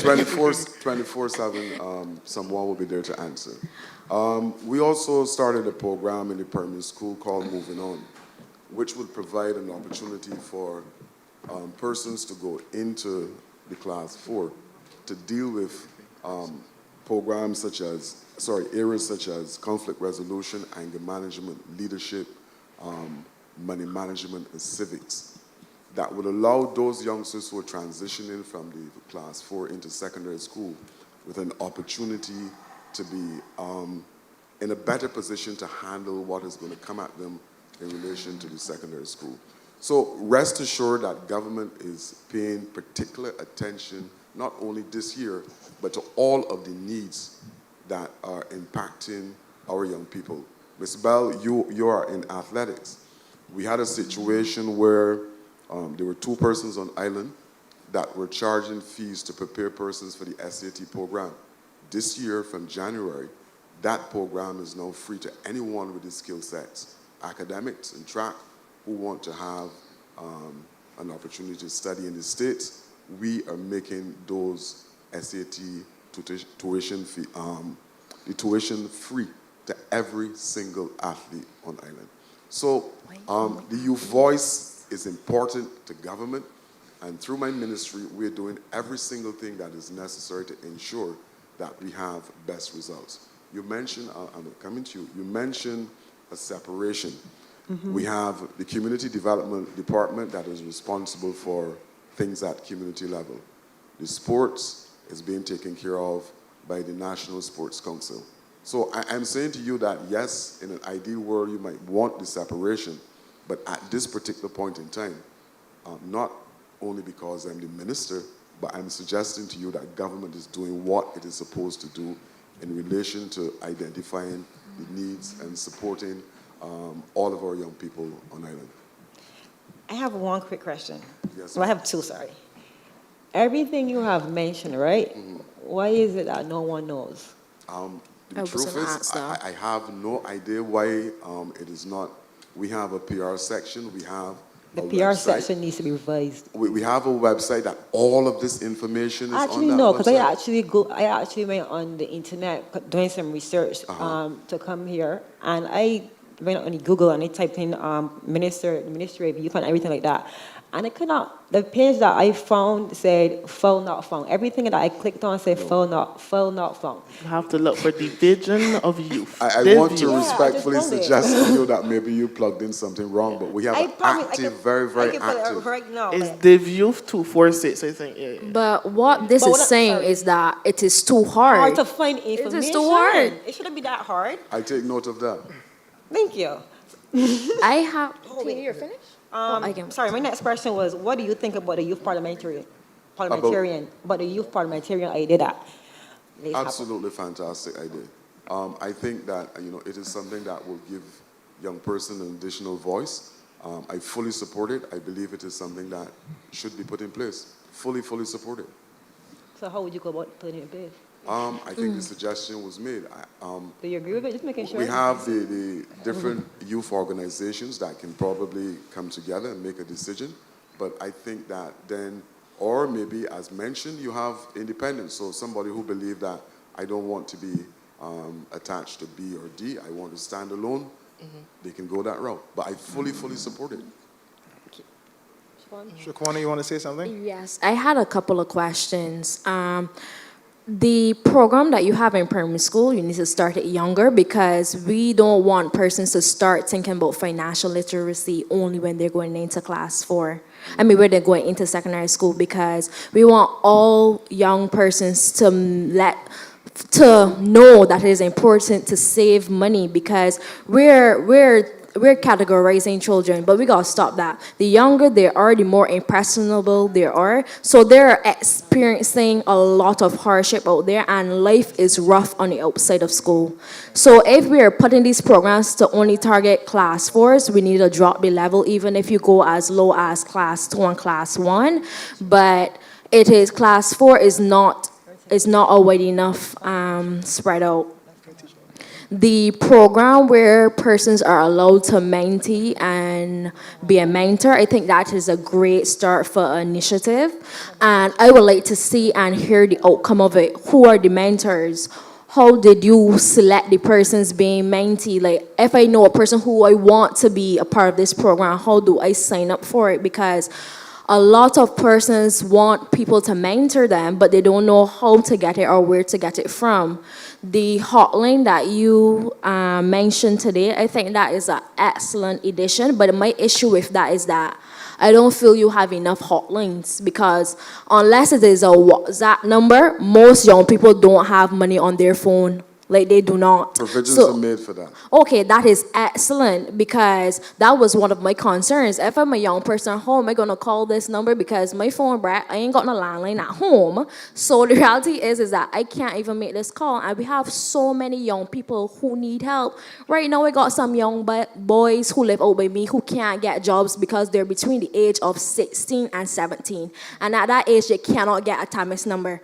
I've called TAMIS constantly trying to get this issue addressed, and right now they don't have a solution for it because the required age is 18, but they're out of school, they don't want to go back to school, they want a job, and persons are turning them down because they can't get a TAMIS number. That is something that the Minister of Youth need to address, because if you're going to say that we're looking for the youth and we're making provisions for them, we need to make getting jobs easier for them and recognize that persons between the age of 16 and 17 are people too. Look, let me say this, right?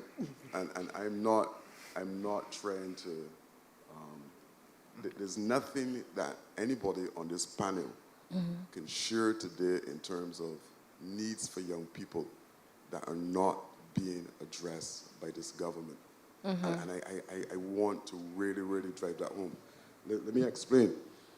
The ministry would have had pop-ups where we're doing exactly what you're asking for in terms of the TAMIS number. The young lady from St. John said that she was not aware that my office is open. Any day you walk into the office, as a young person, a TAMIS number will be developed for you by the constituency assistant. Guaranteed. Why do I have to go to your office? Hold a second. So because it's, it's on parliamentary reform, but we don't want to go too much into youth affairs, but parliamentary reform. But I know it's important. So I will shut down. This is not political. I was giving you an example, but I also said to you that the ministry is also doing it, which is not political. So we're doing what is necessary to ensure that our young people are taken care of at every single step of the way. Oh no, I tell you misunderstood me. I didn't mean about going to your office itself. I mean about TAMIS itself. Why have TAMIS not rectified the issue yet? Because I've called them repeatedly through the year. I understand the issue, Shawani. I understand. But we're going to have to just kind of cut that there. Minister, if you just want some... I just wanted to share some information about what is happening with the ministry and respond to some of the concerns that the panelists would have identified. Okay. I think I've done that. All right, thank you. But I'm thinking you're going to have another youth town hall for your ministry. For sure, Minister. we need a part two. The next person up, I recognize the face. I don't really know the name, but I'm sure I'm seeing you all over TikTok. So you might want to introduce yourself. The name is Fabian. I'm at Dowd. So good afternoon to the panel. Good afternoon. I'll start by saying in primary school, they used to call me Batman because of these ears. And I felt very attacked by Mr. Harvey D today. Because I'm 36 years old. So today I found out from the panel that I'm no longer a youth. Shoot. And youth issues are none of my business. But on a serious note, I do a lot of speaking to young people, speaking about youth issues. I tell people I left school at 15. 0 CSCs. I said the only certificate I had was my birth certificate. And one of the issues that I had, and this was discovered much later on in life, was the issue of ADHD, right? And to a lesser extent, dyslexia. So I would have done a lot of tests earlier in my childhood, well, just trying to figure out why I was not learning, why is he not paying attention in class. Every report would have said not good enough, not good enough, not good enough, right? And the conclusion was that Fabian is not interested in school. Fabian is not interested in learning.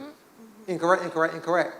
It was just that the school system that was in place was not set up for me to excel at the time. So one of the things that I want to see change going forward, I know the Prime Minister would have mentioned it, was early childhood testing for things like ADHD, so we can put systems in place to help those students excel. They're going to be restless in class, they're going to seem not interested, but I don't think people are generally not interested in learning. They are. So let me ask you a question. In relation to Parliament and its relationship with the ministries, do you think, because there was a recommendation earlier by Mr. Paris about legislative committees, do you think there needs to be a committee of Parliament on education, for example, that will be able to supervise the implementation of policy that you're recommending? Yes, I do. Okay. In relation then to even the funding for various things to do with the youth and Parliament, etc., you think that committees need to have a role in that, in terms of supervising the spending and the proposals for spending on the various programs that will concern the youth?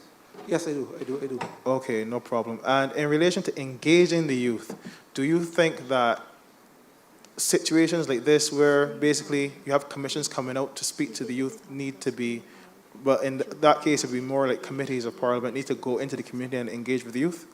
Yeah, they need to go into the communities and engage with the youth, and there needs to be persons on those committees that would have experienced some of the things that the youth are experiencing, and be able to, as Tia was saying, but I'm not young anymore, it was told, but people that would be able to connect with them on a personal level, not too far removed from where they are at that particular junction. Are you a foundation person too? No. Okay, good. They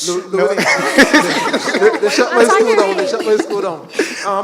But I will say that because of that experience, I went through most of my life feeling like I shouldn't have a voice, or feeling like I was not intelligent enough to speak. It's only after the diagnosis, speaking with the psychologist, she asked me to do some exercises, and like, Fabian, what are the things that you're good at? I just spoke a word now. So she asked me to write a poem about the experiences that I had and stuff like that. And so that's why I speak about now to young people in terms of finding purpose. What are you good at? What are you passionate about? How can we use the things that you're good at and the things that you're passionate about to solve a problem? And then how can you get paid for it? So let me just ask you this then. Every year, the government has to go to Parliament to approve funds to spend on various things. Now, in the estimates year on year, the education and youth-related things take up around 15% of the budget. In your opinion, do you think the money is impacting where it's supposed to be targeting? If not, how do you think Parliament will be able to help make sure that happens? Do I think the money is impacting where it's supposed to be targeting? From what I can see on the ground, it doesn't seem that way. What are you seeing on the ground that tells you no? So look at the situation with the young people. Look at the block culture. I don't think young people feel that they can. I feel like if you're not an academic, if you're not excelling in academics, you're made to feel like you better go do a construction job. Not that there's anything wrong with construction, but it's like you're not going to be a doctor, you're not going to be a lawyer, you're not going to be an accountant. We don't really have room for you, right? The what's called the skills training is there, but it's not a lot of options. Okay, so the last question, because we have a few more people, is in terms of the proposition for a youth parliamentarian, do you agree with having a youth representative elected to Parliament? I do, 100%. Okay. And what should be the voting range in age, in terms of, is it 18 to 30, 18 to 35, 16? I will lower the age to 16. And I will cut off the age at 36. 36? I owe you. Okay, thank you. For sure. All right, thank you very much. Thank you, guys. That was really good. Ma'am? But you still will be eligible. You're 36 already. You never know. Good after, but I'm not sure if it's No, good afternoon, everyone. Good afternoon. My name is Wendy Story. I know some of you on the panel, Tahir and Tia. I am very passionate, so if anything I say, do not take it in any way. I just want to say to our MPs in-house, anything that we've said before is not an attack on the government or anything you're doing. We appreciate all the good work you're doing thus far, but there are concerns of many young people, many older people than us, that do believe that some persons in our youth are not being reached. And I speak on experiences I've seen. Let's look in town. Let's reflect on the Orleans that does not have a community center as yet. This is 2023. We can go outside and we can see 3-year-olds walking. There are children who go to primary school who are getting the free education, but what are we doing to further depth community development? There are programs that are reaching some, but I think that community development should not be a political campaign. It should be adapted in our constitution. Oh, I'm getting a little frightened with the words. Reason being, because it's not a political campaign. It is the future of our society. What are Barbadians? Who are we? I'm a history student, and I think that I'm going to intertwine it now. When we talk about community development, we need to look at our young people, teach them refinement. Many persons they're not exposed to the refinement, and when we come into the jobs, the employer says, well, they don't know how to express themselves. But you have to look back at what they're being exposed to or what they're being taught. I work in the hotel sector, and there's simple things that people can't express themselves. They don't know how to speak properly. But you know what they're saying? Yes, I'm getting my free education, but I'm not exposed to it. No one is teaching me. And when I say we need to, in terms of community development, there are groups and organizations that have done such a little impact, but they need help. Dance in Africa, Israel Level, those are cultural hubs. The Landship, all of those need spaces that are funded. The government can't do everything. If you can give every community a strong cultural hub, you would see how our society would take a change. Every Barbadian is a historian. They're out there interacting with our tourists. And we don't want them to share pieces of our history and the incorrect history or express it in the wrong way. We want them to truly pass it over in the correct way. We are all saying that we have a tourism product, but are we really looking at it? All of this comes from the community development. So when you have that boy that's a porter in the restaurant trying to do his best, but he can't express himself, or maybe he's not exposed to Barbadian history in school, that's not fully taught about Barbadian true history, business and BIM by Henderson Carter. Those are things that we don't learn in secondary school or in primary school. We know November is Independence Day.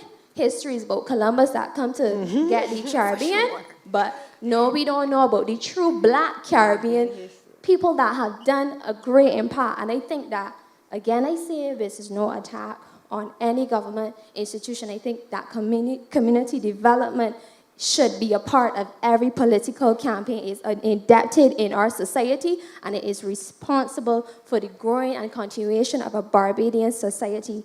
And how we can Excuse me 1 minute. When you say community development should be part of a political campaign, so what do you mean exactly, and what then will that do in terms of being able to make sure it happens from the parliamentary level? In terms of having on the parliamentary level, instead of being that the Bs say, well, this year we're going to build 6 community centers, or the Ds say the next 5 years that they're going to build a community center. Every government that is a part of their manifesto. Everybody, well, not manifesto, but it's a mandate. Community development should always be. So like how we have free education and free healthcare, those are strong components that always exist. Community development should be there. But do you want this mandate to be how moral, or do you want it to be legislated? I want it to be legislated so that it doesn't go through the cracks. We have community centers. I can tell you that there's a community center that is open every morning and closes in the evening. The lady cleans it, but nothing happens. Nothing goes on. And then when I said that to someone that sits in a space, I was given the idea that you're not, because I said I go around to community centers and show you that they're not open. But I'm not a police officer. That was the response I So got. who is to police this? If we have this mandate, is it then that Parliament It's- polices this? Parliament, so somebody should, community Who is this development is, somebody? I think, and I could stand corrected, there in our ministry now, community development is there. But it is not there in the level that I am suggesting that it should be. It should be, because as Shawani mentioned, we need to drop the age from class 4, because again, as I mentioned, children leave school on a day and they go. What do you mean drop the age from Shawani mentioned that we should drop the age on the MP for youth. He would have mentioned that some program he has is offering from class 4 to a particular age. Instead, so we're catering to certain ages and we're forgetting. So, and again, on mentioning, I'm putting different ideas, I know it's a lot. Block culture is a big issue in Barbados. It has been from the 1970s. And we're looking at and we're wondering why crime is happening. It's because these little children are outside and they're being exposed, and we're not saving the little children. This is why community development is important. And we must also give praises to those who do their community development with different hubs, and they try. There are people that try, and the government can't do it all. How about, years ago we had groups of women, we can look back in history, women that were married and didn't have children that would go and do a little knitting class and this and that. How about the government teaming up with communities and looking for persons within those communities to help? Because we're not giving back. We're all taking, but we're not always giving back as well. So in relation to that point, because we have a few more people. I know. Some people believe that there's a lack of women in Parliament. Do you think that do you think there's a lack of women in Parliament? And 2, if you think there's a lack of women in Parliament, do you think that leads to many of the ills that you're speaking about today? There is a lack of women in Parliament. And creativity. But I don't think that is responsible for the reasons that we have our issues, because they like to say that women are responsible for certain things. I think it's a maternal and paternal issue. I don't feel that if we see more women, maybe if we see more women, that is when things will change. But should we wait on when more women are allowed in Parliament? Well, it's not allowed, when more women emerge to the top. What do you think about quotas for women in Parliament? I don't think that is even. No, what do you think about quotas, as in mandating a certain percentage of Parliament be women? I think that they should have more women in Parliament. It should be 50-50. But do you think that should be mandatory? It should be. Why do you think it should be mandatory? Because, again, I know that many men would say that they've used the argument before that women are very emotional and that how we are rational. But it's needed, though. The emotion is needed. That's what's missing. And I think that the strong women and Barbadian women are needed. I think that is important that we always have that balance. It's a societal balance that's always there. Always needs a man and a woman to make a perfect household. In order to have a perfect running country, I think we do need the quota of 50 to 50% of women and men. And what would happen if, last question for you, what would happen if you do not have enough women to come forward? Or you think they for sure would have enough women? Right now, will the most come forward? educated, most women, and I think that's another reason more women are being educated than young men in Barbados right now.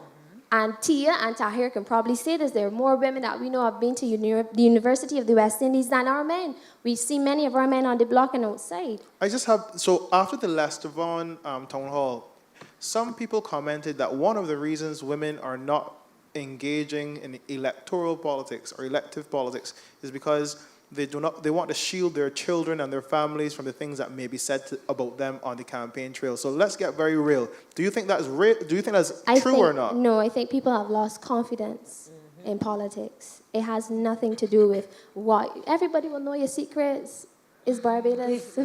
But I think that people have lost confidence in politics.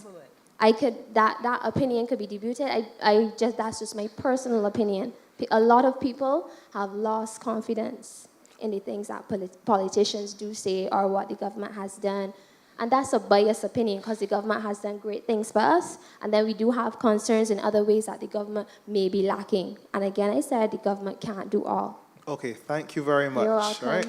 All right. Next up, I also want to feed back to the members of the community online that it's natural that you're going to get youth affairs issues with youth and Parliament. And to the extent that Parliament pays for every program, public service that engages the youth, it is pertinent to our remit, especially the fact that part of our remit is citizen engagement and community engagement in relation to Parliament. So everything that was said today is relevant, so don't you worry. Can you just say your name and then get to your question? Good day, everyone. My name is Alexander Enmore, and I am a education researcher for the Barbados National Council. Today, my question Barbados is National Council. National Council or Youth Council? Youth Council. Oh, student council. Just Okay. Student council. Okay, sorry. thank you. Yeah. So today, my question is, how much is needed? In terms of mentorship programs, what resources do we need in order to incorporate youth into the different sectors, other than money? It is said that we do not have much experience. We do not have much qualifications to be a part of these sectors. If this is the case, how will we go about changing this? In terms of the sectors, are there individuals willing to build a connection with the youth, take up a mentorship role? My fellow youth parliamentarian, he spoke about the shadowing of ministers, and Nangi also alluded to what opportunities are there for youth outside of youth parliament. Yeah, that's my question. The question is, what other opportunities there are outside of youth parliament? Yes, and what resources will we also need in order to have more mentorship programs for youth? Well, actually, can you tell us what you actually want to see? Because we're here to really inquire into what the youth want to see for Barbados and the parliamentary system. All right, so I will share a little about myself. I am a fire cadet for the Barbados Fire Service, and I am at the Fire Academy often. What I would like from the Ministry of Home Affairs, but he already does a great job, but we would like more funding. I feel that's something as well. More fun? More funding, money. yes. But Funding. yes, Oh. please. But my question is, what do we need outside of money in order to help our youth? What do you need outside of funding? We need mentorship. And what else? Mentorship, I believe that's the main point. I think he wanted to know where he can get additional mentorship opportunities. Suppose I wanted to be, I don't know, I want to follow in your footsteps. Where I can find somebody, can we get a system where persons could register and say, I would like to give back to society and I want to become a mentor, and I could come on that database and look up and see if there's somebody that could possibly be my mentor. Is that something is that what you're meaning? Right. Yes, please. Okay, so let me ask you just two questions, right? Have you ever thought about being a parliamentarian?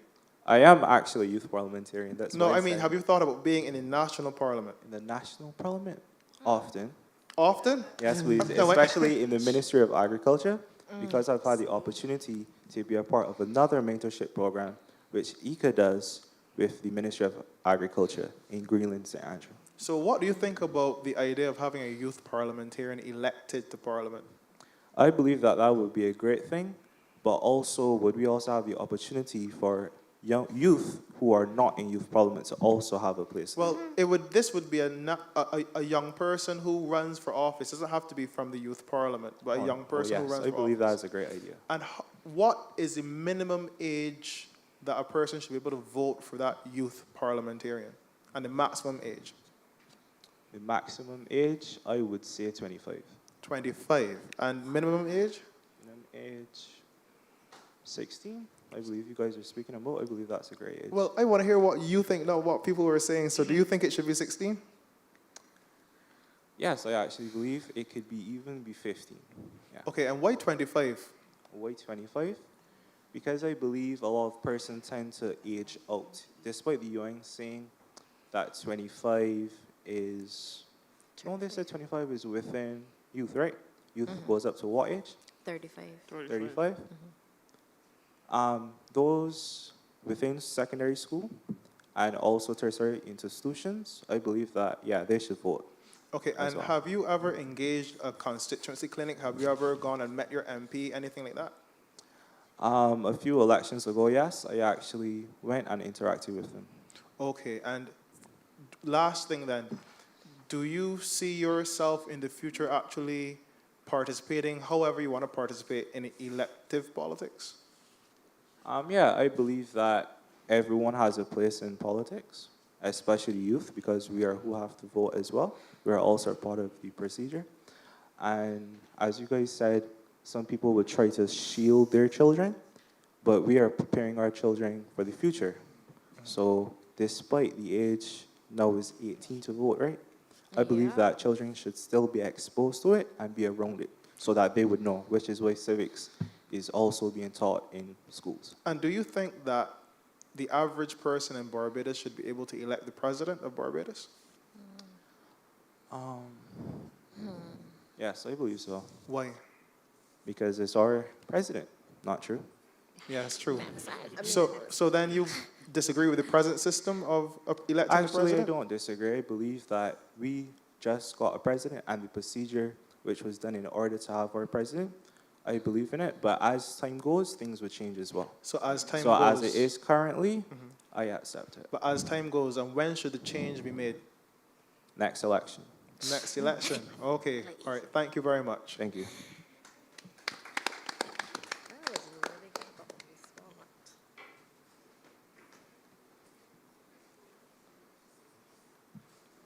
Okay. Good afternoon, everybody. Good afternoon. I'm Cyprian Latouche. I want to start by asking a question. You all been talking about the youth getting the chance to vote for this youth people. Does it also mean that the youth can vote for in the general election for another representative too? In short, do you all get 2 votes? I'm just checking. No. So the people from Yes 16 to and 35 no. can only vote for, The young person. but they then can't vote for the other representative? Well, the idea, first of all, is not set in stone. It was a No, question. but I know that's what I'm asking. Right, so but that's why answered. That's why I'm responding to you. So it Yeah. wasn't set in stone. It was a question about how the youth panelists feel about having a youth parliamentarian and who could vote, etc. So, but to answer your question, there's nothing wrong with having what is essentially multiple positions on a ticket and people being able to vote for each position on that ticket, as happens in every other place. Well, I don't mind. No, I understand. So my position is that anybody between the age of 18 and 35 on their ballot would have the youth person and vote within their constituency for the person that is in the constituency. So the ballot would show, in my suggestion, the constituency representative. So if you voted in St. John, Minister Griffith and whoever else, and then as long as you're within the age of 18 and 35, the young persons that are being represented. Okay, so I'm just going technicalities, but I just remember, so when I present my ID, and it then check and say, well, okay, 18 to 35, fine, okay, you can get So for example, at UE, just let me give you a very practical example. At UE, we would have served on the guild, right? So there's a specific ballot which is set for each faculty. So for example, I was in the faculty of sport. I can't vote for the faculty of law representative, or I can't vote for the faculty of social sciences representative. So my ballot is specific. So I would show my ID when I go in to vote, and they would say, well, all right, you have to get the sports faculty ballot. And there's different stuff there, and the officer, the election officer, the returning officer, whoever's there, would then provide that ballot for me. See, I understand that. I have no problem with that. that. No. Right? I just explain it and then giving a practical example. No, but I'm just saying that, well, one is a national election, so therefore some people will be able to vote for 2 people, and some people will only vote for 1. So anyhow, let's start this here. There's some of you all there that I'm probably twice as old, quite literally. And there are gentlemen, at least 2 of them are here, who are far senior to me. So the first thing that I would look at, and I'm asking you all because I'm having kind of a dialogue with you all first. Do you think there's anything to learn from old people? Yes. Okay. What? In what situation? Well, Just a quick idea of one thing. What? Well, what Let's I just keep this very short. No, I know. I'm doing this. I'm going to get my point. I know you want to be systematic, but time is going, and we want to get to the actual pertinent suggestions. I understand. Yeah? But this is going to be pertinent. Just tell me what. Shakurani? Well, what I usually say is nothing is ever original. The idea has to come from somebody. That means that at some point in time, the idea was generated. So it could be from somebody 100 years ago, 200 years ago. So that being said, everybody does history and studies history. That means that we all at some point learn from someone who is older than us. Okay. I've submitted a written presentation. I hope you all get the opportunity to look at it, and it is for the commission to look at it as well, obviously, because it's submitted to them. So therefore, I'm trying to figure out how I'm going to first address you all, and then also address the aspect of the commission. And I'm going to give you, I'm not insulting anybody, I'm giving you my personal opinions, okay? So please take them in the manner in which I'm going to give you. Once you speed it up a little bit. All right. Y'all are young. Okay? There is nothing that y'all have said or done that a lot of old people have not said and done already, or not that I have experienced already. The only thing constant in life is change. So therefore, everything which y'all have said here now has been said, I have heard said when I was young, and I have had those feelings as well. Don't get into the details of the fact that, oh, well, you don't have WhatsApp, or you communicate this way or whatever. There are lots of things that change all the time. Like there was a time when some person was riding a horse, and that person was young, and the young people came and they started driving cars. And the transition from there was the horse to the car, and old people were saying, oh God, we could never drive cars. And young people are saying, y'all are old, y'all can't think outside the box. This is the same thing that's going to happen, that's happening now. And what's going to happen 10 years from now, 50 years from now, is that people are going to look back at it. When you get to this age, you're going to look back the same way and say, this gulf between young people that exists. The same issues which y'all are having with government in terms of feeling not being heard. That is the exact same issue that everybody is also having with government as the old people. Okay, like me. The problem of running the country right now, as well, one of the big challenges that the country is having is the gulf between government and the government not listening to the people in general. Right, so the question, because people online are going to start asking me when you're going to get to the actual suggestions that you want to make. So what I am going to do is I'm going to ask you, because we get what the problem is. What we want to know is what are your suggestions for it. Okay? So can you just give some of your suggestions? But just sorry, please. Just give me a chance, okay? I understand. I'm giving you a chance. We also have to be guided by me, okay? All right, I understand. But the point in the matter is that if you want to talk about change and looking at things differently, then you cannot start thinking and relating and presenting things the exact same way that they've been presented before. This whole sort of panel, right, this presentation sort of format that we continue to have is the same thing that always happens again and again and again. And the challenge that the young people saying, oh, we can't be heard, and then we are asking for these, it's not just that young people, but Barbadians are entitled.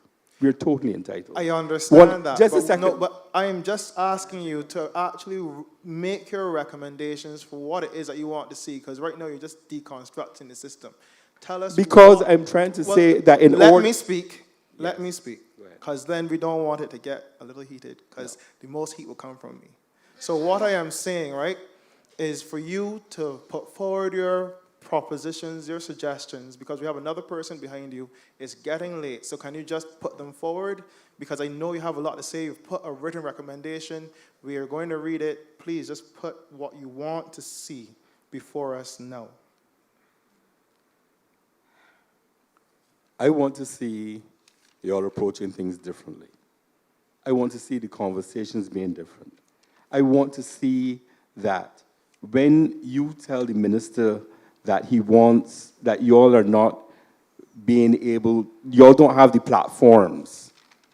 The government has not put in place the proper platforms and proper structures that allow everybody to be heard. I heard about the lady came and spoke about the community centers. And I'm saying, why don't we have a community center in every parish that is linked to, that the representative's office is linked to, that the representative is there at that community center? Tahir spoke about the fact that the ministers and the volume of work that they come into a community and they're supposed to fix this. And I want to say that is not the job of the representative. And this is one of the problems we have. We believe that there's the job of the representative.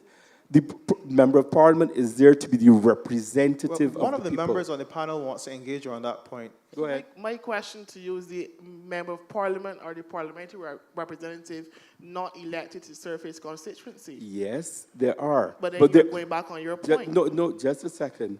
Tahir said that they were there to fix the problems. No. But okay? that's what you're elected to do. Hold, no, just a second. Again, here we were arguing. I'm just giving my viewpoint, okay? Listen first. It's not that they're there to fix the problem. They're there to make sure that a problem gets fixed. They're there to hear from the people what the problems are. They're then supposed to go into government and speak and address in government to the various structures that are there that are supposed to then go into the communities and fix those issues. So when you go into parliament, you're supposed to then communicate and say, okay, in my community, my people have said, XYZ, we need this road fix. So therefore, then they can speak to the roadworks, and they can then fix it. But we have this thing where... We get that point. Right. So you've been speaking at length now. I'm just going to... It's the truth. Okay, you've been speaking, you've been speaking at length, so don't worry about it. Because I don't want people to think that I'm being unfair to you, but you have been speaking at length. So I'm just going to ask you that you've given us the written submissions. I'm going to ask you just 2 questions, because I've been asking everybody those questions. Just want for the record, right? What are your thoughts on the idea of the youth parliamentarian? And what do you think the age range should be for youth being able to vote for a youth parliamentarian? I don't know if I am so much in favor of a youth parliamentarian. If a shadow parliament of youth, I have no problem with that there. A representative of youth sitting in a Senate capacity, I have no problem with that there, to be totally honest. But in terms of having a youth parliamentarian, I don't care about the age in that respect. I care about what a person brings to discussion. That to me is the most vital thing. And if you have the fact that a youth can go in, that you can go into parliament, let's say at 20, it is what you bring to the table. Let me hear the ideas that you have. Let me hear those things, as opposed to saying, well, a person is a youth and they're coming in based on that basis, a basis of their age. Always is about, to me, what do you bring to the table in the conversation. Okay, thank you very much. I appreciate it. Again, I'm not being unfair to you. It's just time and management. All right, I think this is our last presentation. All right, 2 more. Oh, come on.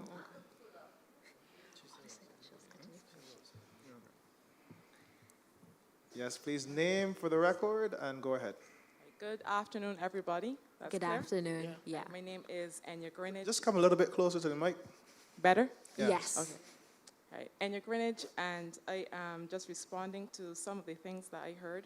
I am in favor of the youth parliamentarian, and I think that there should be more than one. At first, I was thinking 4, but that might seem a bit excessive. I'm thinking 2 might be a better number because you did make the point, Dr. Chandler, that statistically, I guess based on the numbers, you should have 2 people representing. And I also think that given the youth and the inexperience of the young person, it could come off as being overwhelming, being in a position. And also, you don't want to be outnumbered when things are being put forward. So I think having 2 parliamentarians would be good to create that balance. In terms of how you will select them, when you actually have the ballot paper before you, instead of selecting 1 person, you could select 2. I think that would be simpler than having all the southern constituencies and you choose your representative from there, and then the northern constituencies and you choose your representative from there. I think that's an option, but it sounds complicated, so it might be easier to just select 2 people on a single ballot. So that was the main thing, but definitely to have more than 1 youth parliamentarian. I think 2 is a good number, and having the 1 in the Senate is okay with me. I do think that having the Parliamentary Reform Commission come into schools is urgent, because I'm seeing the large numbers, well, relatively large numbers of young people who are leaving Barbados because they truly do not see how they, not just how they can contribute, but just the kind of life that they would live. And if we have so many young people leaving, that is obviously a very serious issue, because you have large numbers. I mean, colleagues of mine who are still within the category of youth, my current students who are looking to leave as soon as they finish school. It's quite alarming for me. I am a teacher, and it alarms me tremendously. So I think it is urgent that young people see the opportunity that was mentioned before, the opportunity that is available to them, that they can contribute in a meaningful way. And I agree that we have ample platforms. There are numerous youth organizations, but the issue seems to be being heard. In other words, you're saying what you're saying, you have the opportunity to say it, but nothing is happening. So people want to see action, the actionable results coming out of what is being put forward. It was mentioned earlier, the issue about having a quota of women in Parliament. I think it is unnecessary, because if young people are engaged at an early age, I think the young females will step up and will want to be a part of it. So I think having persons 16 to 35 vote for those youth parliamentarians would be one way to get those young women involved at an early age. Right, so having the Parliamentary Reform Committee come into schools. Civics is taught in 1st and 2nd form, but as students get older, the timetable becomes more cramped, it becomes heavier. So I would say if the PRC are coming in, focus on 5th and 6th form students, and right, that way that you start to engage them before they actually get out into the world of work. And those are my main points. I just want to finish off by saying that wherever there are gaps that exist in the knowledge of the young people, where Parliament and other things are concerned, I think it does lay squarely at the feet of older people, because sometimes they can come across, not that they all are, they're not, but they can come across as being very critical and close-minded. And there's a need for them to be generally more open-minded to what has to be put forward. So there needs to be that balance of the experience and youth. And it makes me think, if I may, refer to Avatar, both The Last Airbender and The Legend of Korra. You see how young people went forward and made a change. And there's no limit to what people can do, especially where there's a will, there's a way. So definitely in terms of having the youth, having them see themselves being represented, so as to curb the exodus of young people that I'm seeing. And those are my main points. Thank you. Okay, thank you very much. Ma'am, you're the last person up. That's okay. Hello, good day to everyone. I'm Carolyn Edwards. Well, what I want to say, it's really great having this open forum of young positive youngsters, major citizens speak, hear y'all speak, and open to the public. I'm really happy to be able to attend, hear the young people speak. Y'all spoken so positively and know how to character your own path. And that's really great. I'm looking forward to attend more open forums with young positive takers speak, so I can attend. Thank you very much. All right, thank you very much. We've now come to the end. I'm going to ask each panelist to give a quick, short wrap-up, and then Commissioner Beckles is going to speak. Nangi, go ahead. Okay, so my wrap-up is, while with all the things that we've heard, with all the things that we've changed, we've all seen that each generation of us think that there should be change in our year. That is one thing that we have constantly seen. And we have constantly said that, well, with the gentleman, everyone has spoken about this, but there is actually being progress. The fact that we are here today, it is progress. Just because there's not change last time, just because a few years there weren't change, there is going to be change if you continue to speak about it. And that's why youth will always speak about it.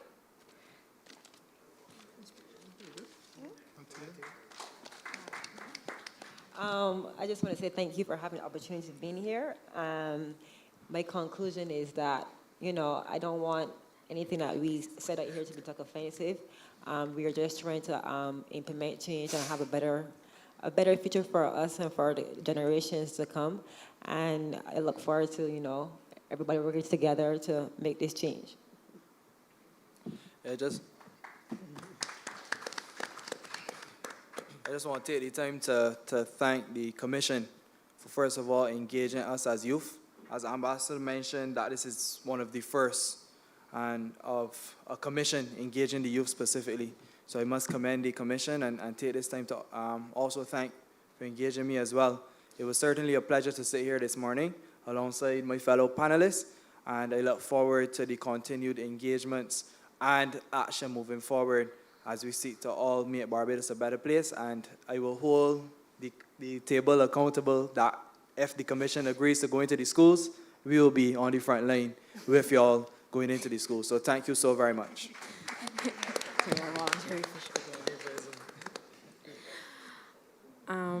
I just want to say thank you again for the invitation to be on the panel, and thank you for the opportunity. What I want you to leave with here today is that the youth was given an opportunity to speak and bring our issues to the front. We want you to listen to what we would have said, and please, if you can't implement, at least find ways to help us navigate forward of how we can take these words and make them become action, because we're willing to come to the table and help, but we need to be given the opportunity to actually help. Thank you very much. On behalf of myself and the members of the National Youth Parliament, we want to thank the Commission for allowing us to be here at this long table discussion forum on youth and parliamentary reform. And we are looking forward to seeing the great works of this Commission and the continued great works from the panelists. Thank you very much. Good afternoon, everyone. It is just left for me to give a short vote of thanks. I want to thank, first of all, the chairman of the Parliamentary Reform Commission, Sir Richard Cheltenham, for his opening remarks. I also want to thank the panelists, the presenters that we had this morning and into this afternoon. I want to thank Tia Adena Bell, Nyanji Bradshaw, Dante Harvey, Shawani Hunt, Tahir Bubulia, and also our moderator, Dr. William Chandler Jr., who did an excellent job. I have to recognize the management and the staff of the Daphne Joseph-Hackett Theatre, who would have allowed us to use their facilities. The members, staff, management of oversight for the audio, video, and facilitating the live stream. For you, the audience, who would have asked questions, made comments, kept this morning and afternoon session interactive. I thank you for your presence. Thank you for the presence of all those who have joined with us online. We are grateful for your support. We're grateful for your attendance. The Honorable Charles Griffith, Minister of Youth, Sports and Community Development, thank you for your presence, sir, and for accepting our invitation. Members of the Barbados Police Force who may be outside securing us here in this facility, thank you very much. Members of the staff of the Parliament, Barbados Parliament, who have been assisting the Parliamentary Reform Commission, and coordinating these town halls from its inception. We're grateful for your support. And for those who would have done the lunch, provided those refreshments for us, I want to say a great thank you. And I want to wish all of you, if I forgot anyone, I say thank you, thank you, thank you.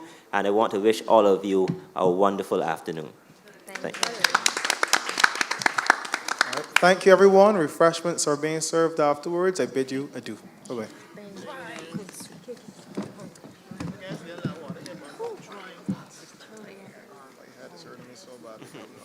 Are we not getting up?